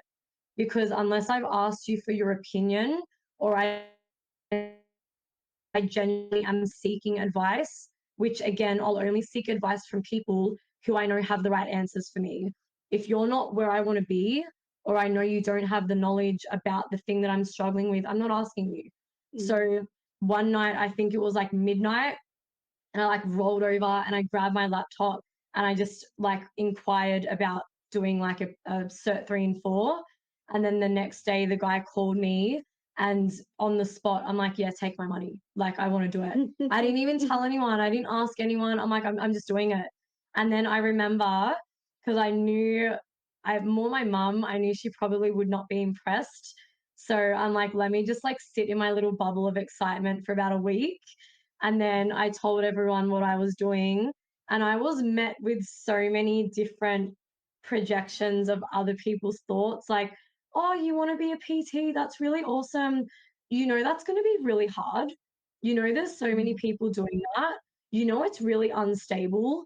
You know, it's really hard to earn a stable income doing that job. My mum, again, like, love her so much. And she was just doing her job, being a good mum, but she couldn't understand why I quit my stable full-time job to then go and do this. Yeah. And that's fine though. Like, no one has to understand it and no one needs to agree with it. But I knew I needed to do that. Yeah. And so I did. And I didn't ask a single person before I did it. And it was the best decision ever. Awesome. And I have to say, like, watching, because I know we spoke when we went out that time. Yeah. Right? You were not really in that cusp of starting that journey just yet. You were kind of just sort of figuring it out. Yeah. That's from what I got. Yeah. I don't even think I was into fitness yet. No. Yeah. I don't think so. Yeah. So when her transition started, right, and I was witnessing it on Instagram more than anything, right, I just remember sitting back and thinking, like, I feel like she's solidifying her spaces now and she's like finding her way through her journey. And I just remember feeling so proud. I felt so proud. I was like, oh my gosh, she's finding her way. And it's really nice to watch someone do that because we all want to really find our way, whatever that is, really, or ways, I should say. Yeah. So it was just so nice to hear when we were talking at that time. And then your transition started. And then now it's like booming. Yeah. No, I'm honestly, I'm so proud of not only just what it's grown into in a business perspective, but for me, the journey that I've taken and even the coach that I am compared to when I started to now. I'm just so proud of what I'm able to provide everyone that I work with because I so desperately needed that back when I was in my early stages of my journey. And back then as well, like online coaching or even just coaching, it was not what it is now. It wasn't as easily accessible. It wasn't even really a proper service. Like the things that are available to everyone now and the diversification of what you can pick from when you're trying to choose a coach and a service, that stuff didn't even exist back then. And I really think my journey would have been so different if I had access to the same things. However, I wouldn't change it because then I don't think I would be where I am now and I wouldn't coach the way that I do. I wouldn't have the same outlook on things that I do if I didn't have the poor experiences first. Yeah. But it's, I feel like my biggest achievement is what I can do for everyone else more than like what I've done for me. Yeah. If I may, something that I find so interesting that I've discovered since, we've had a couple guests on and even just people I've seen step into their fullness and step into their light. It's like once you make that decision and you walk your path, you become the person you needed when you were younger every single time. And you succeed in that. And I love that. I love that you're doing this not only for other people, but being that person for yourself as well now, because that takes so much power and courage and drive and persistence. And I love that you said you're stubborn because I'm the same. When I have my mind set on something, I'm never letting it go. So I love that. Congratulations. You deserve it. Absolutely. Thanks. All the success and even more. You deserve that. Hands down. Yeah. Thank you so much. Definitely. It means the world because I feel like this job as well, so many people see it as just a meal plan, a gym program, and nothing more than that. And I just truly think people don't see how much we put into what we do. And so much of what we do, the meal plans and the gym programs are the easiest thing. Yeah. Like that's the easiest part of my job. Like good coaches, I will say, there's so much more that goes into it. It's such a psychological thing. It's an emotional thing. It's building connection. It's understanding your clients so well that you know exactly what they need and you recognize that everyone needs something different. And I think that's where a lot of people might have resistance to working with, say, a coach or a PT because they think they're just getting what everyone else does, a cookie cutter program, a meal plan. They don't know always what coaching involves because they've only ever heard maybe other people's poor experiences that they've had, and they have this like preconception of the experience they think they'll receive, so they just don't want to do that, and it's really disappointing. Not disappointing that they think that, it's disappointing that they have that misconception, because there's a lot of coaches out there. There's not a lot of good ones, but they do exist. Yeah. And I think when you know what to look for when you're choosing to work with someone, and depending on what you need help with, know that there will be someone that can help you. I think you just need to know what to look for and where to go for that. Yeah. In Yeah. every field, I think. Go ahead. You want to rock this? No, you go ahead. I just wanted to say, in sort of a lot of fields, I think where it comes to working with human, you unfortunately are dealing with old ways of doing things. And we actually have spoken about this. And a lot of that comes with a loss of contrition. There's no contrition, there's no compassion, there's no willing to hold space and expand your understanding. Like if I, as a mental health practitioner, if I was working in the fitness industry, I wouldn't just be looking at my client as just their physical appearance. I would be looking at so many different things. And like with counseling or therapy, psychology, people have an ideology of it as like a shrink, you know, there's so much stigma towards it. And that's where like the relation I'm making with this, it's just old programming. Yeah. And you coming into your field with contrition and compassion for clients breaks the cycling of so many people before you that were so disrespectful and relied on apathy when it comes to clients, because a lot of people relied on apathy. And that, I don't know if you've ever seen like old movies and stuff where they're like get in shape and it's so like violent, like it's violent the way that they talk about health and the way that they expect people to exercise. Loser is such Oh my gosh, yeah. example. Like I can't believe remembering what that show was and the fact that we watched that and there were multiple seasons, and the way that these people were treated and spoken to is horrific. Yeah, exactly. Like it's insane to look back on, and that's only like one example though. Yeah, and that's the whole point, is that there's so much apathy in this field. There's so much, and unfortunately I think for myself as well, and it might be for you, it might not be, you might have to deconstruct a lot of that as you go through like more years of being in this field. Because I know I've had with clients, I've had to tell people this is not what this is. We're not the fixers, we're not the people that move your life into one direction and we expect you to take that. It's not like that. We're just the guiders, we're the supporters for your journey, just as you are. Like with your clients, I'm sure it's the thing of I give you the guidance and you take the journey, and I'm also your supporter as well, right? Yeah, it's just taking away the old programming and showing people we're a safe space. Things have changed. The old ways are done, even though there are so many people that still, as you said with coaches, they still hold on to that crap. Not everyone's like that, thankfully. Times are changing. I think as well, what sometimes you'll see a lot of clients, when if you speak to them and you actually just ask them the right questions and you shut up, you actually let them speak, you shut up and you let them tell you everything, and you also provide a safe space for them to do that. They will tell you everything that they need. Most of the time, especially when I speak to someone for the first time, that call will tell me everything I need to know, because I actually just have a conversation with them because they're a human being, and I let them tell me their story and what their pain point is and how they got there and their experience. And just from simply listening to them, they've already told me what I need to do. And I know what I need to do because obviously I have that knowledge. Yeah. And I know, based off the conversation I have with them, the right way to implement that change. Because a lot of people, the same thing's not going to work for everyone, right?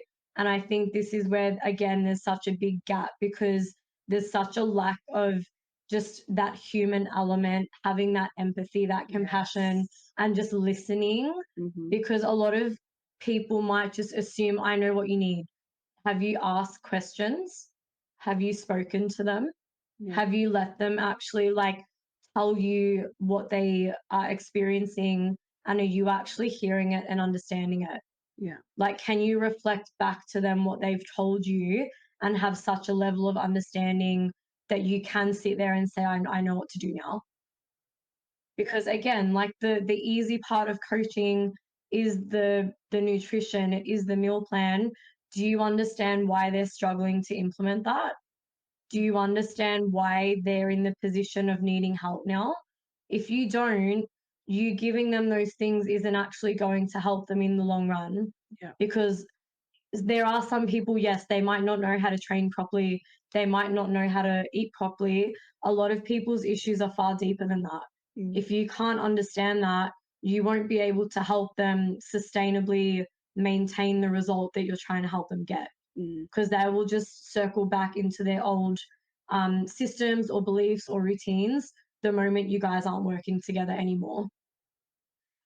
A question I've been meaning to ask you since we've hopped on today was you've mentioned earlier the Biggest Loser and just the impact that that had on society. And I agree. There's so many TV shows that just were completely inhuman and eradicated just so much of the health factor that we've discussed today. But as a trainer, how often do you see the psychological and the emotional weight that societal shaming and limiting beliefs have on your clients? And as for somebody who's maybe listening and is experiencing these things or doesn't know where to start, where or how or what would be the advice you would give in order to find somebody who is a good trainer compared to the bad ones out there? Yeah, I think I see this a lot now, especially in a time where social media is so consuming for all of us. And I think especially I do train a various age group of clients. I don't really see it as much in the older clients because they're not exposed to that stuff anywhere near as much as we are. And I think a really big part of that, and I say this to a lot of my clients, is curate your space. So who you consume from is really important. Who you follow is really important. If you're finding every time you're opening up these platforms and you're not feeling very good about yourself, where is it coming from? Are you following accounts that are making you feel that way? Is what you're consuming from these people making you feel that way? Like, where is it coming from? Remove it. You need to really be mindful of, again, where you're getting your information, who you're seeing every day, what you're consuming on these things, on these platforms. And also that goes for everyone you have around you as well. Same thing goes for, say, if you've got family members that every time you see them and maybe they make comments on your body and it makes you feel a certain type of way, boundaries, distance. There's always something that you can do. You can't always remove every single thing or person from your life, but you can control what you allow to enter your space. And I think the second part of that question, in what to look for in a coach, I think there's a few different things when it comes to this. A lot of people only look for the cheapest price, which is really unfortunate. When it comes to who you're going to be working with, there's a few really important things you need to look for. First thing is, do they actually know how to help you? So are they a credible coach that actually knows what they're doing and do they hold the knowledge that is actually needed to help you with the problem that you have. The second thing I'd be looking for is, do the values align between the two of you? So, and a lot of the time, before you choose to work with a coach, you've probably been like following them for a while, or maybe you've heard about them through a friend. Like, you know, have you heard good things? When you follow them online, do you resonate with a lot of the things that they're speaking about or the things that they're preaching? And then when you do get on that, you know, discovery call with them or the vision call, do you feel good? Do you feel safe with them? Do you feel heard when you're speaking to them? And again, have they shown you that they've got the knowledge to help you with your problem? I think, to be honest, those are the two things that are the biggest for me. And I think the third one, if you're already in the position that you're working with them, like you've already picked them, you're in the thick of it now, you're working with them, can they explain why they've given you the protocols that they have? I think this one is really important because a lot of coaches they won't coach you. They'll just tell you what to do and say, go do it. And if you ask them, you know, why have you given me this? And they can't answer that question and they're just telling you, just follow the plan, just do it. That's a really big red flag because they probably don't know why they've actually even given it to you. And I think if you're in a situation where you're already in it and you're being coached by that person, you can still leave. If you're not happy with that service, a lot of coaches might have some sort of minimum commitment, whatever. If you're really unhappy, you need to speak up, you need to advocate for yourself, and you need to make sure that the relationship there is actually right for you. Because if it's not, that's okay. Now you know what to look for so that that doesn't happen again with the next one. Yeah. That's wonderful. I love that. Yeah, we've had, I think you've mentioned her earlier in the episode, Ash, Jordy on before, and she's a healer, psychic healer, a medium. And she said the same thing. It's like if you seek a service, as anybody who may be listening, watching, if that person doesn't resonate, it's not inherently bad. It just means somebody else is better and able to move you in the stages and in the ways that you desire. So don't feel like you have to stick to something if it doesn't resonate. Absolutely. You're not going to hurt their feelings by making a decision that is best for you. Yeah. It happens. Not everyone's going to fit, not everyone's going to vibe. So if you're not vibing, feel free to try other spaces. Yeah. And like, even as coaches, like me as an individual, for example, I'm not going to be for everyone. And that's okay because the people that I am for will find me and we will align and we will work together. And I've actually sometimes even said to people when we've been on a call, I don't think we're the right fit. And I'm very open and honest as well. If someone's come to me with something that I can't help them with, I will tell them that because I'm not here just to take your money. If I either can't help you with your specific problem, or maybe that is out of my scope, or you're asking me to teach you something that I don't know how to do. Like, for example, if someone came to me saying, I want to do a bodybuilding comp, I can't help you with that. I've never done that. I don't have the skills. I had a client come to me asking, can you teach me how to do like a clean and jerk? I've never done that. It's when you like clean the bar and then you press it above the head. I've never done that. I can't teach you that. I literally said to her, I can help you with everything except that one thing because I don't know how to do it. So I will not be teaching you that. But I think having that level of integrity to just either say, look, this isn't the right fit, or I can't help you, or I've got everything you need, I can't wait to work with you, is really, and that will also say a lot about why you are a coach. Because if you're there just to make the sale, you'll probably still say, yeah, I can absolutely do that for you. And then that's going to end up becoming the situation where they end up leaving the coaching container with more problems than when they started, which is never what we want. Yeah. Yeah. It's And about the well-being. Go ahead. Sorry. No, we always do it. I hate doing it. I'm so sorry. I was just going to quickly say that in in any field you'll come across people that do not have the best intentions for Yes. their clients. Yeah. So I also like to help people as well learn to trust themselves, that if they're not feeling safe or comfortable, or if you're getting a feeling like you're being used in or some just sold to, like just marketed to. yeah, exactly.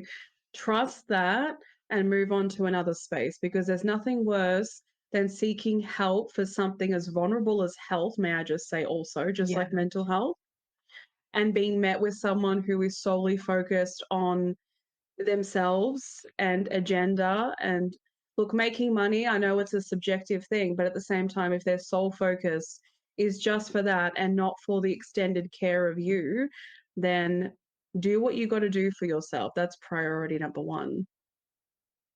Yeah, I agree. Now you can go. No, that's beautiful. I love that. I guess the question that I have left for you, Fran, is or no, let me say it like this. If you could go back to the beginning and the person that you used to be, what would you say to her now? I think I would say to trust myself more and to not worry about what everyone else is going to say, because I don't actually want to go back and say anything that would change the experience I had, because then I wouldn't be who I am or how I am today. But I think if I had heard those words back then, there's a lot of things I probably would have done a lot earlier or a lot faster, because I wouldn't have been so worried about, again, what everyone else was going to say, or not trusting my own intuition and asking about 100 people for help, and then getting a lot more confused than when I first started. And I think, again, that's why the way that I am now is shaped by a lot of the problems that I had before.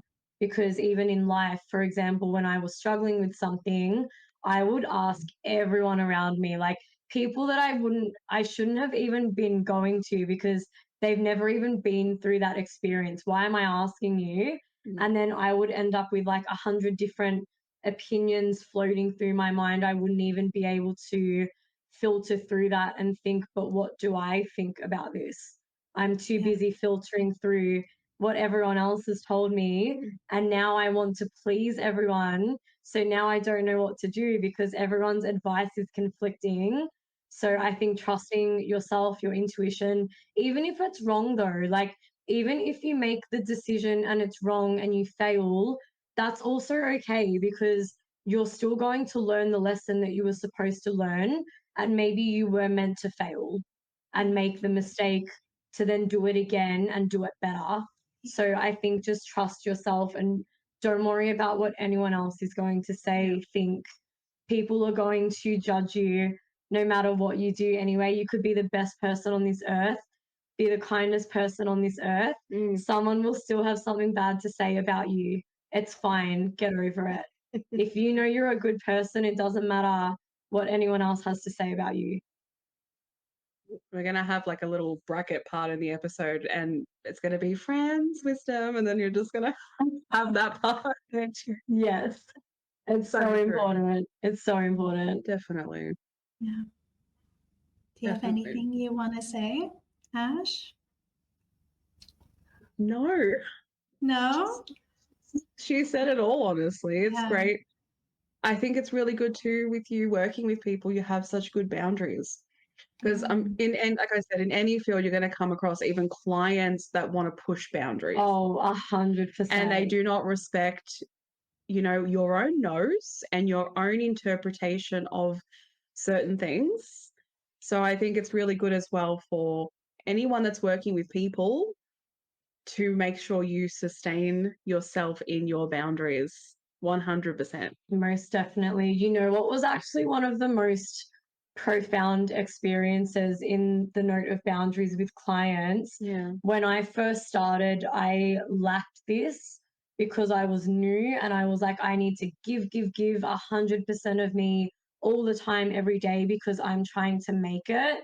And it got to a point where I was getting really burnt out, but I was also starting to really resent what I was doing. But it was my fault, because I was like, I need better boundaries. So I ended up sending an email out to all of my clients, and I can't remember exactly the way that I worded it, but it was something along the lines of, I think boundaries are really important and I think everyone should have them in their lives. And for this reason, moving forward, I won't be available on the weekends anymore, but I will be available during the week in my working hours. And I want you guys to use me as an example. Like, if there's somewhere in your life where you are recognizing you need better boundaries, like, please take those steps. And I was terrified to send this email out because I was like, am I letting people down? Are they going to think, what the fuck? Because it's something I'd already been doing and it's almost like I'm taking it away. I was met with so much love, and so many of my clients actually said, wow, I need to do this for myself. Yeah. And that just goes to show as well, I love everyone who I work with so much, because I would never work with anyone that I don't align with. So the fact that everyone was not only understanding, they were so supportive, and they were like, you should have your weekends off. Like, absolutely. Thank you for letting us know. Yeah. I was like, oh my God, I can breathe. Like, this feels so nice to just be like, I'm supporting all of them, but they also support me when I need it as well. You didn't feel like, wow. No, absolutely. I needed to, because I was getting to a point, I was like resenting them, but like Yeah. it was nothing to do with them. It was my fault, because I was like, I need better boundaries. When am I resting? When am I filling my cup? I'm not doing any of this stuff. Yeah. Yeah. You know how rare it is to hear, though, of someone saying, like, you literally, what you did was you sent out this email and you put your boundary in, but you also said, hey guys, I hope this helps you to set boundaries. Like, you did something that not a lot of people do. It's like asserting yourself, but also opening the space for them. Yeah. And I think anyone, if you ever put a boundary in place and you're met with anything that is not support and respect, that person doesn't respect you. Like, if they're offended by your boundary, or they're like angry at you or feel some type of way, I don't know if they're the right person to have in your life, to be honest, because however you feel about it is your problem. Yeah. Yeah. Yeah. Another question that is very important with everything that we've discussed today is just, obviously you've been juggling business and your own personal life, but what values or lessons from your personal transformation have kind of molded you as the coach and the person and the entrepreneur that you are now?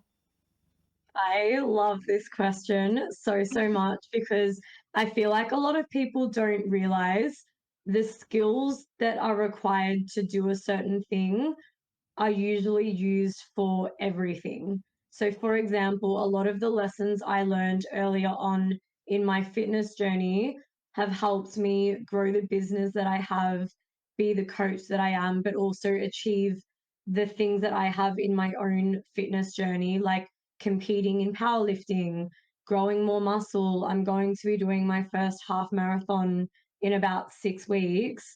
A lot of these things require the same skills and values. I think a few of the bigger ones that stand out to me, consistency is one of the biggest. And I think the skill of being able to be consistent, and a lot of people mistake this for being perfect. Being consistent means that, for example, training, if you've missed a session this week, it's okay. Next week, aim to do all of them. It doesn't mean that because I missed one this week, I'm just going to do none. Or like, oh, I'll start again on Monday. Being consistent means that you are going to keep showing up regardless of what's going on, which follows into being adaptable. So you need to be able to just move and flow with the things that are happening in your life, so you can be consistent, because that's where a lot of people struggle. They'll say, I'm going to wait until after my holiday. I'm going to wait until next month. I'm going to wait for this, for that. What are you waiting for? Because even when you start, these things are still going to be there. They're still going to come up. You need to learn how to still be able to do the things you need to do, no matter what's going on. Like, to be honest, even in my personal life right now, I've got a lot of things that are like very stressful for me. it doesn't matter though, because I still have things I need to do and I'm dealing with those things, but I still need to be able to show up and be consistent. And I think part of that is also delayed gratification. So knowing that you're going to have to do things for a while and you may not see much of a return for a period of time, but you need to keep doing them, because all of the little small things that you're doing every day are going to compile into these really big results. But everyone just sees the big result and they're like, if I can't get that overnight or in 8 weeks or a year, I don't want to do it. Right. I've been in business for 3 years and I still feel like I'm only getting started. And even those 3 years, there's been times I've felt like I was getting nowhere. I've been crying every day. I feel like a failure.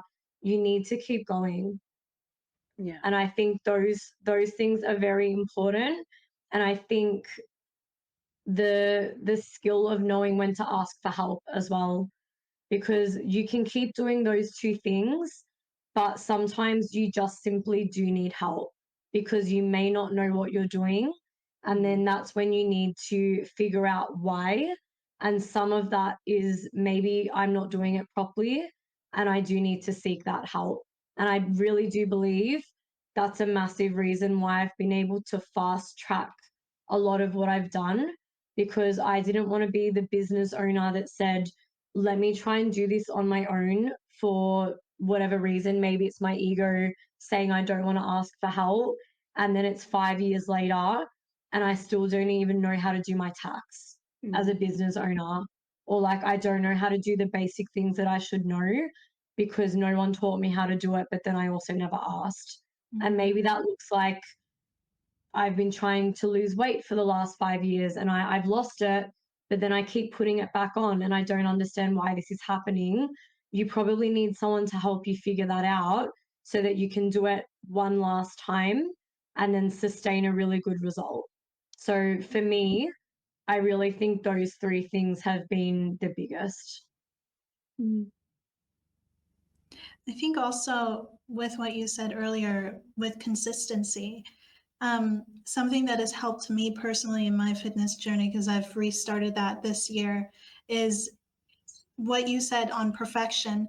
If every single day you go to the gym or you work out for like 45 minutes or you have a specific set you want to do or whatever it is, whatever goal you have, if you're not capable of producing that day because you're tired or you're stressed, you can just go for a walk. There are other alternatives to still get in motion and keep your body physically active without having to do the aspired thing that you desire. You know, you could do Pilates for like 15 minutes instead of 45. You could go for a walk. You can go swimming. There are other ways that you can build upon consistency without having to follow the original routine that you had in mind when your body and your mind are not capable of getting to that point. Because I think it's also important to acknowledge the mental aspect when we go into working out. It can help us, it can relieve stress, but for some people, it can also add stress and deplete them even more if they're not capable of showing up that day in the way that they desire to. Yeah. So, yeah. And I think that's a really good point, because a massive thing that I like to focus on with my clients is load management. So obviously, like you mentioned, a lot of the things that we're implementing should be supporting and adding to our lives, but training, as beneficial as it is still an added stress to the body. So when you look at the rest of what an individual might be dealing with, if they're already under a significant amount of stress, whether it's in their personal life, their work life, maybe just physically, they're already quite stressed, they're run down, they're getting burnt out.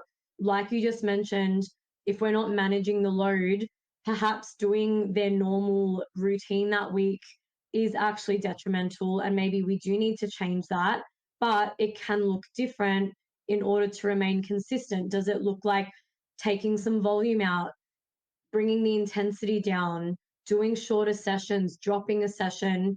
We're still being consistent, but what you need right now needs to look different.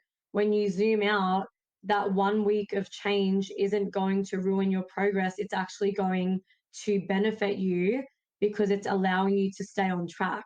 Whereas if you just keep starting and stopping all the time, you lose momentum, you lose routine, and you also don't know how to be adaptable when you have weeks that things do need to change. Yeah. And then that's going to result in inconsistency. Yeah. I will say, I think this is also about checking in with your body too, because when Yeah. you're someone who has very high levels of stress, you up your cortisol. And then if you decide to do something like cardio or high intensity workouts, you're just keeping your cortisol at such a high level, which then is going to affect your blood pressure. It's like a ripple effect from there. So in that moment, it's the thing of, do I do something like yoga? You know, simply just stretching the body, really. Sometimes it's what it needs, especially to regulate your nervous system. Like, that's why I always say they all conjoin. And you said it too, Yeah. Fran, and you said it too, Nina. They all conjoin. If you're doing something while you're stressed, that is cardio, for an example, you might think that you're doing something that is essentially helping. And look, it can, I'm not going to lie, but at the same time, if you're feeling a certain way afterwards that doesn't feel good or replenish, if you're feeling fatigued, if you're feeling like your energy has dropped by a threshold, your body is basically telling you, it's basically giving you the answers in a way, but for you to sort of seek it out even more on, how can I hear properly what this is saying, if I'm making sense. Listening and checking in with your body is really what I'm saying. I agree. For me, is a really big priority. Like, even in one side of movement, when someone has gone through childhood trauma, as an example, they recommend a lot of somatic movement, like focused on safety, right? So it's essentially a movement of the body. It's movement. It's not a workout the way that people have known it to be, cardio or anything like that. But bringing safety to the body is, in my opinion, a priority before even taking that leap and going to the gym. Your body needs to feel safe in order for it to meet you with where you want to be met.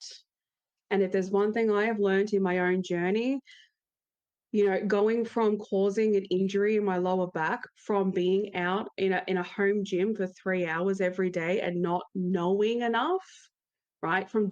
Learn from me, people. From doing things, from not asking for help and just thinking of the aesthetic and not asking my body what it needs and not actually knowing enough about how trauma plays a big part into how our body reciprocates, how our body responds to your movement is a really big thing. As simple as doing child's pose. May I just say, like, you can literally put yourself in child's pose for a couple of minutes, get up, and then if you want to go to the gym, you can do that. But the first priority is safety. Your body has to feel safe for it to respond. And I'm telling you, if it doesn't, that's one of the reasons why a lot of people are not seeing their health move, because their body is so unsafe. And why would the body heal if it's never safe, you know? Just my little thing. But there's layers to that, may I just say. There's more to it than just that, but can't expect people to just be at the gym and just keep going while they're in survival mode.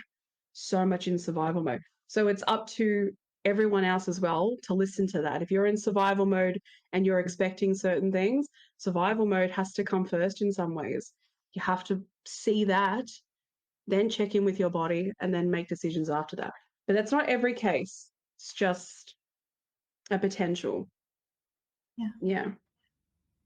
That's amazing. Yeah, well, I mean, I think it can be really hard for people to, if you're, say, in fight or flight all the time, or you're in survival mode all the time, Yeah. it's going to be really hard for you to make decisions or do things that you can see past just beyond that one day, because you're literally just trying to get through that one day. So like, for you to try and be in the mindset or state of mind to establish a routine, a system for yourself, and you're going to continue to try and follow that, if you can't see beyond just trying to get through the day, that's going to prove quite difficult. Exactly. Safety priority. You will 100%, if you love the gym and you love movement, right, you will get there. But safety is a priority first. That's really what I'm saying. Like the amount of people that say it, even myself, I will never get to health. And I was like that too. I was like that too until I started to incorporate safe spaces for myself, and until I started to check in with my body and listen a lot more. And I'm still on the journey of that, right? Because I don't care about how it looks. I care about how it feels. I had to also deconstruct caring about how it looks and focusing on that and not giving a fuck what every other little projection wants to come at you with how you look. Fuck that. I care about how my body that I'm going to exist in for the rest of my life feels. And it needs safety from me. So taking away all the bullshit and focusing on that, trust me, you will find your way from that. You will. I have, and I truly believe that a lot of people, that's what they need, is to do safety first, however that is.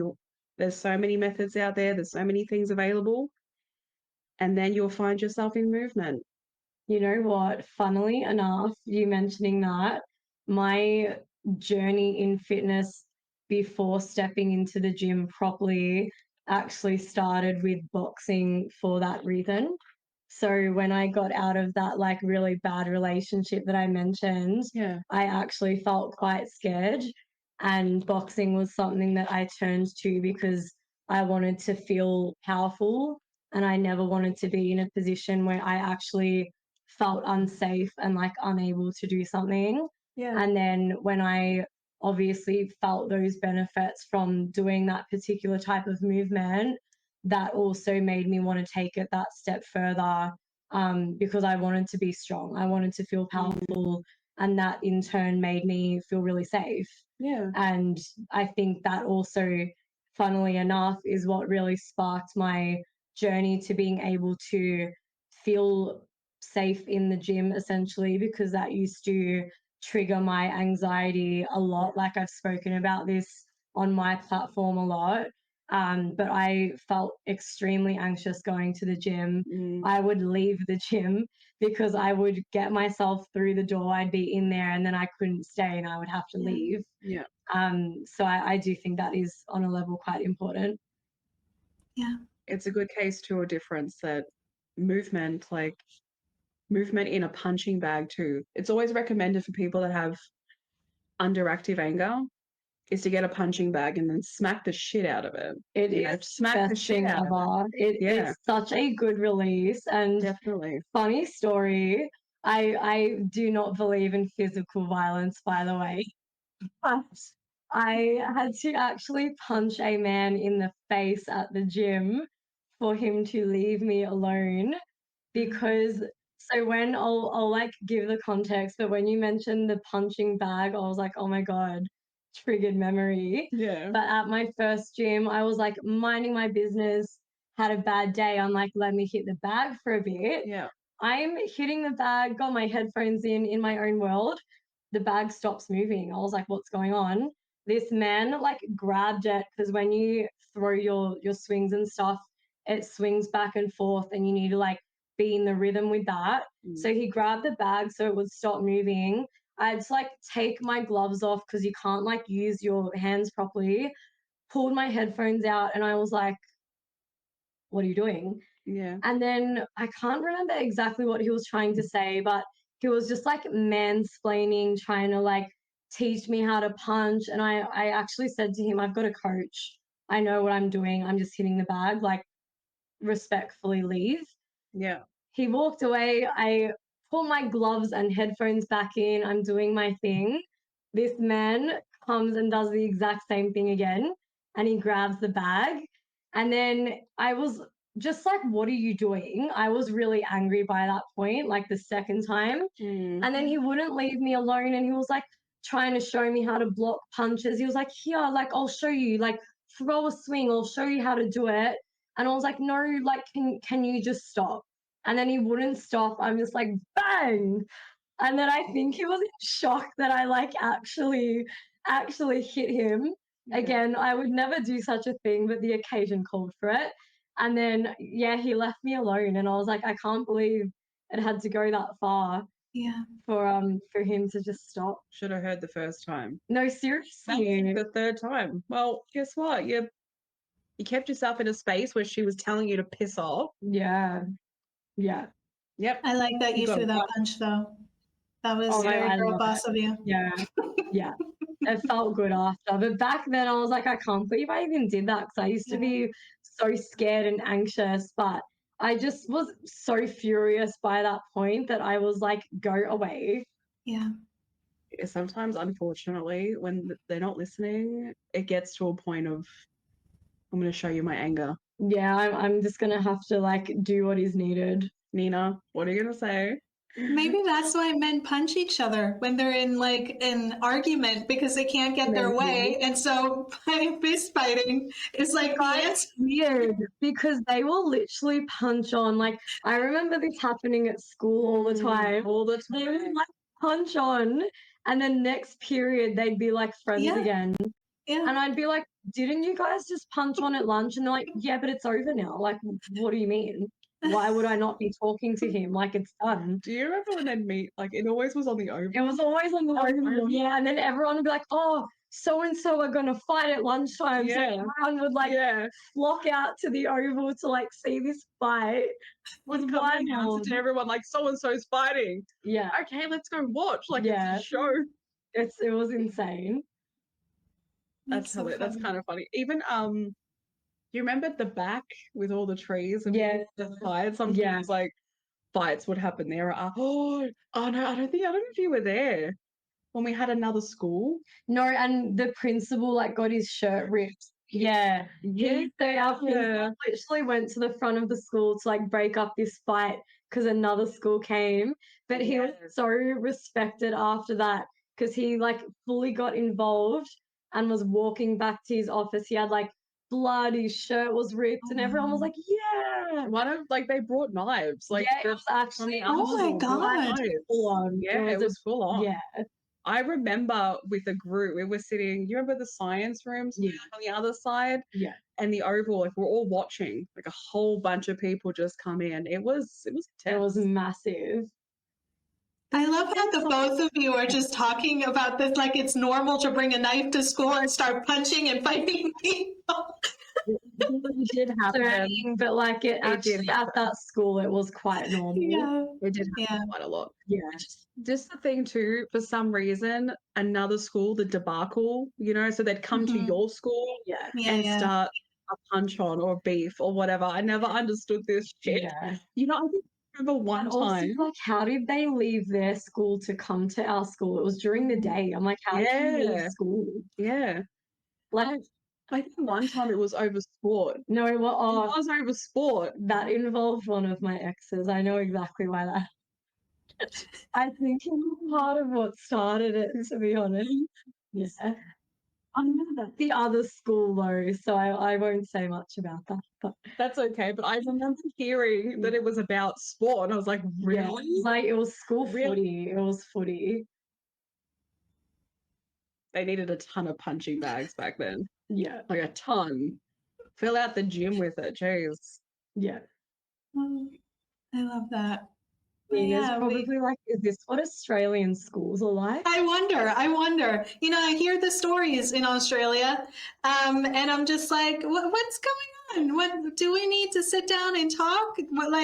Why is everybody attacking one another? I thought Australians were like super happy and like surfing all the time and chill. That's probably Sydney, my friend. That's probably like Sydney, Queensland, surfing, all that jam. Okay. But no, here it's Fight Club. It's punch-ons. It's Fight Club, exactly. Knives, punch-ons, and the F word. Okay. And the C word. The C word. Oh, the C word. Yep, that's the one. Yeah. Yep. You just have to go to the city and you'll hear it. We got, for all of those, including myself, who have not been to Australia, we've got some education. So thank you for that. You should We don't make know a if map. schools are still like that though. Yeah, no, We I should make a probably map would. though. And like, this is this area, this is the Fight Club area, this is what to expect.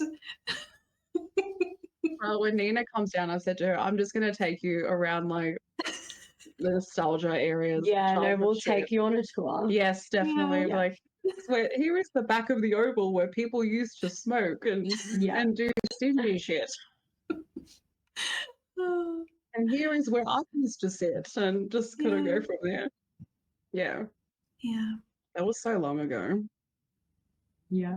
It's changed a lot though. The school's like completely different now. I've heard. Yeah. I don't know who the principal is now. Oh, I've got but no idea. yeah, it was a long time ago since you finished year 12. Yeah. Jeez. Yeah. We're old guys. Almost 30. No. It was a 30, No. 30 No. and fabulous. No, we're not old. We're forever young. Everybody else How is do just you- catching up to, Yeah. people. When you were born before the year 2000, yes? Me? Yeah. I'm the same age as you. Okay. 1996. That's good. So everybody that was born after 2000, they're still children and we're still teenagers, young adults. So we will never get old. That's just how it is. 25. Sometimes I feel like I only truly felt like an adult last year, to Same. be honest. Same. I'm like, oh, I feel like I've somewhat got my shit together last year. Yeah. Yeah. I'm still rebelling. I'm over here just rebelling. That's fine. Rebelling in the way of, no independence or anything like that. Just rebelling on the fact that I still like fun. I really want You to can have be more fun. You can be fun at any age. I am fun, but everything costs $100 fucking to do. It's expensive to be fun. Oh, Yeah. it is expensive to be fun. And it's just not fair. I'm about to create my own fun. I'm about to open up my own fun center for adults and have inflatables that they can bounce on and like flip into the water or some shit. Like, I'm about to do that. There's too many fun things for kids, in my opinion. Like an adult jump and jiggles. Yeah. Oh, did you ever go to Jump and Jiggle? Yeah. Marine? Oh my gosh. If someone needs to open up an adult one, because I will be there. I would go. Yes. Jump and Jiggle. I'm going to send, if I ever find photos or anything like that, I'll send it to you, Nina. But it was, place on earth. it really was. I can't believe it closed down. Yeah. I cannot believe. You know what I heard? Apparently why? Is because it was unsafe. But I don't know if that's true or not. I mean, like everyone gets injured at those places anyway. I did. I wouldn't say it's unsafe. It's just like you're going to get hurt, your kids. Exactly. I freaking banged my nose. I'm pretty sure I sent it upwards. Yeah. Like it's what you're meant to do though. Exactly. Going through those holes. Yeah. Did you ever just like my legs like fell through all the time. I'd be like between the edge of like, because I was tiny as well as a kid. I'd be like in places no one was meant to be because I'd be like creeping into the edge of it. Yeah. Like I used to fight with other kids in the ball pit because they would start throwing it at you and you're trying to get out and you get annoyed. Yeah, so you and then start you're, like, throwing it back. flipping around, trying to like climb out. Yeah. Oh my gosh. A lot of nostalgia. Yeah. We've covered a lot of things today. But Fran, is there anything else you would like to share with anybody listening? Are there any events coming up, any plans, maybe where people can find you on social media or website or anything? I think we've spoken about so many things today. I have some things coming up, but I can't say them yet. But if anyone wants to find me, my handle for Instagram, I'm sure we can like leave it somewhere, but it's at Fit with Fran, I think with full stops between the words. How do I not know my own Instagram handle? I think it's underscore, isn't it? Like fit underscore. I don't think I've got underscore. I think they're full stops. I think they're full stops. But you guys can find me there, and everything else will have to be released when it can be. Oh, so stay tuned is what she's saying. Yeah. I don't know. I hate being that person that's like doing something that can't tell you, but I can't. Go to part 2. Yeah. Keep watching for part 2. Hate that sometimes. especially if it's, you know, those outfit videos, like keep watching for part two. No, show me now. I just watched you for a minute and you haven't even like finished your outfit. Yeah. I'm bored now. I'm not continuing. Sometimes I get a little annoyed, and if I'm feeling annoyed, I'll just scroll past. So I'm not going on your profile now. Yeah. Give us the 2 minutes in one video. Give us the outfit, the dress. Seriously. Show us your wedding dress in the one video. Yeah. Yeah. When they 100%. blur it. Like, I know you're trying to give the suspense and the effect, and I totally get it. Over it. Just show us your outfits. We want to see them. Yeah. We love them. Don't give us a part 3 either. But you'll have to look forward to what Fran is cooking up, and we will definitely leave your information in the description below.